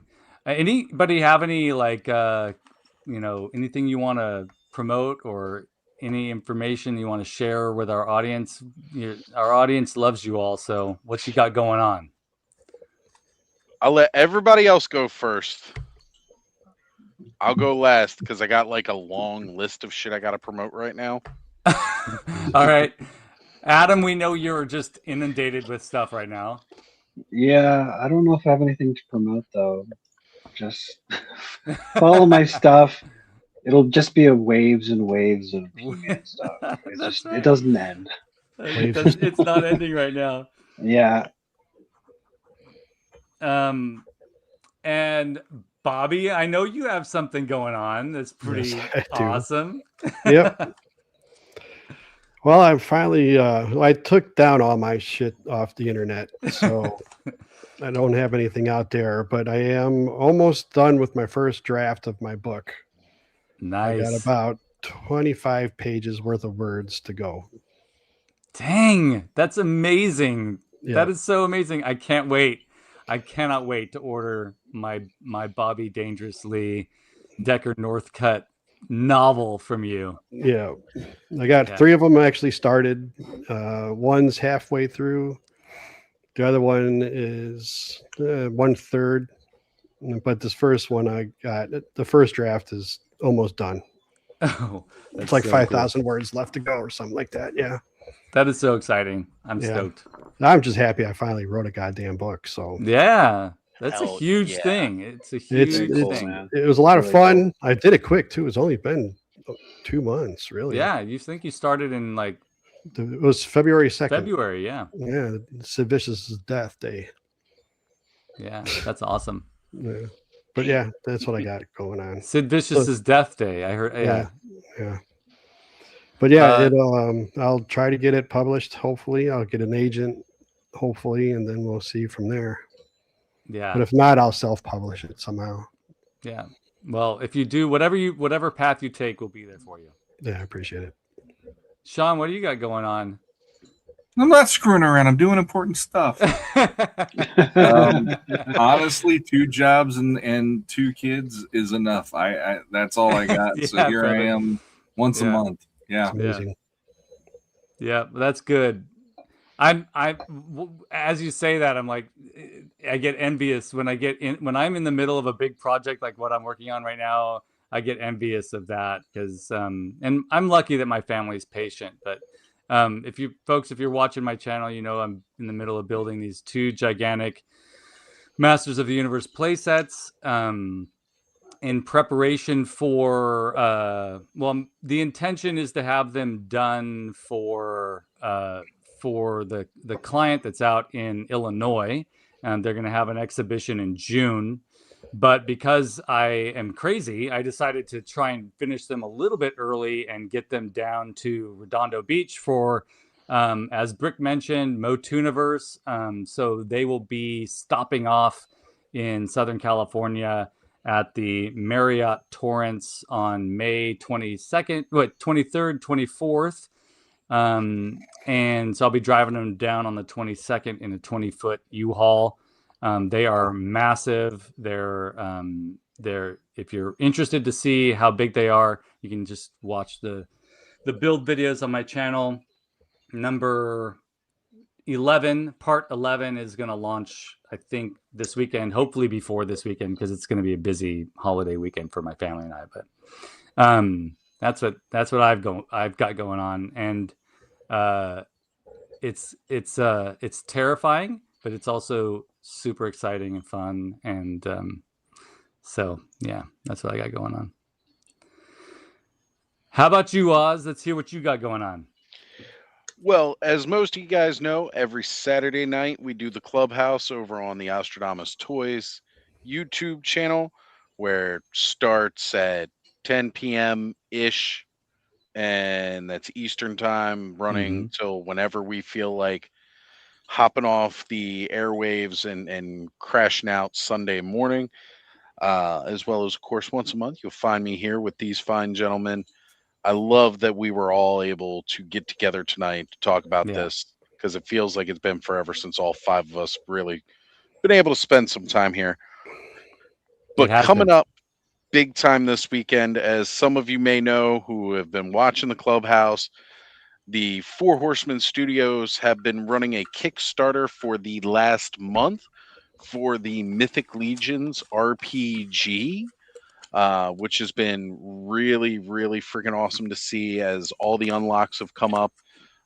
Real quick, just gonna share a screen here if I can find it. So this ends this upcoming Saturday, Saturday night, 9 p.m. Eastern, is when the backing will end. You can always be a late backer, but definitely check it out. Starting tomorrow night, 9 p.m. Eastern time, over on the Let's Go Off-World, we are doing a 28-hour live stream marathon. That's crazy. Well, you know, last year when they were doing the Baethier crowdfund, we were all like, yeah, let's go ahead and do 24 hours of that. We had a couple of different channels some people were a little bit upset within the Mythic Legions community that we didn't ask to include them. So this time around, we made sure to include everybody. It's going to be across 14 different channels, all with 2-hour segments. And because of my show and when it normally goes live, we are on the very back end. We are the after party for this thing. Because again, the Kickstarter ends at 9, and the Clubhouse portion of the stream will go live at 11 p.m. Hopefully, there will still be some people up and alive who are going to be part of the full 24 hours. I know myself, Joe, and Curtis are all planning on being on throughout that entire 24-hour period. We'll see who else can manage. I know Jeremy Gerard from the studio himself has said he's going to try to pop in at least once in every segment. Yeah, it was really cool. Now, just like with the Baethier telethon that we did last year, that 24-hour stream, folks, there is a hotline up that you can call in, and I'm going to go ahead and real quick drop that phone number in the chat. This is an actual phone number for you to call in. Right now, you can go ahead and leave a voicemail if you like, or even if you just want to call in and listen to the message.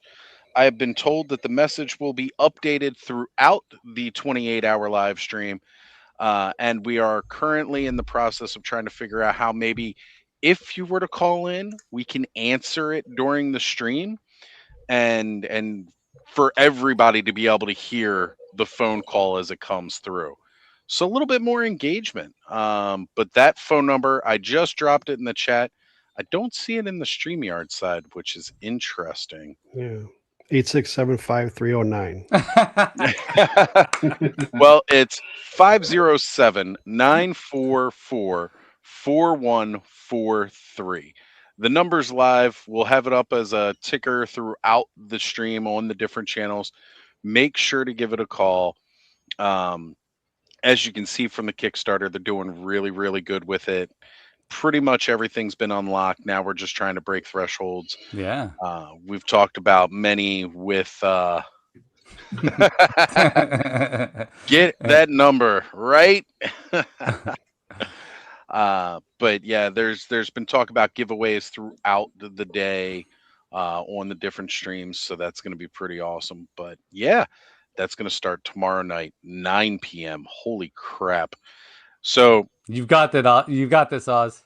I'm getting off this stream. I'm going to go to bed, wake up at 6 a.m., work a full day, get off of work, go out and have some dinner with Ziggy because I won't be able to see him at all Saturday.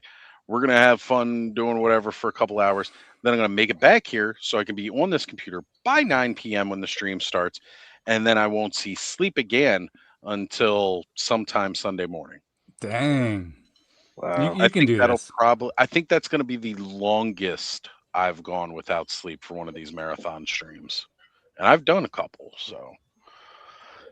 But yeah, it was definitely some huge news. So we'll be there. I know I did my pledge for the Kickstarter. Really excited for this game. Hopefully they say it should be out by hopefully it'll happen. It looks like it's going to happen. Yeah. And guys, don't forget, y'all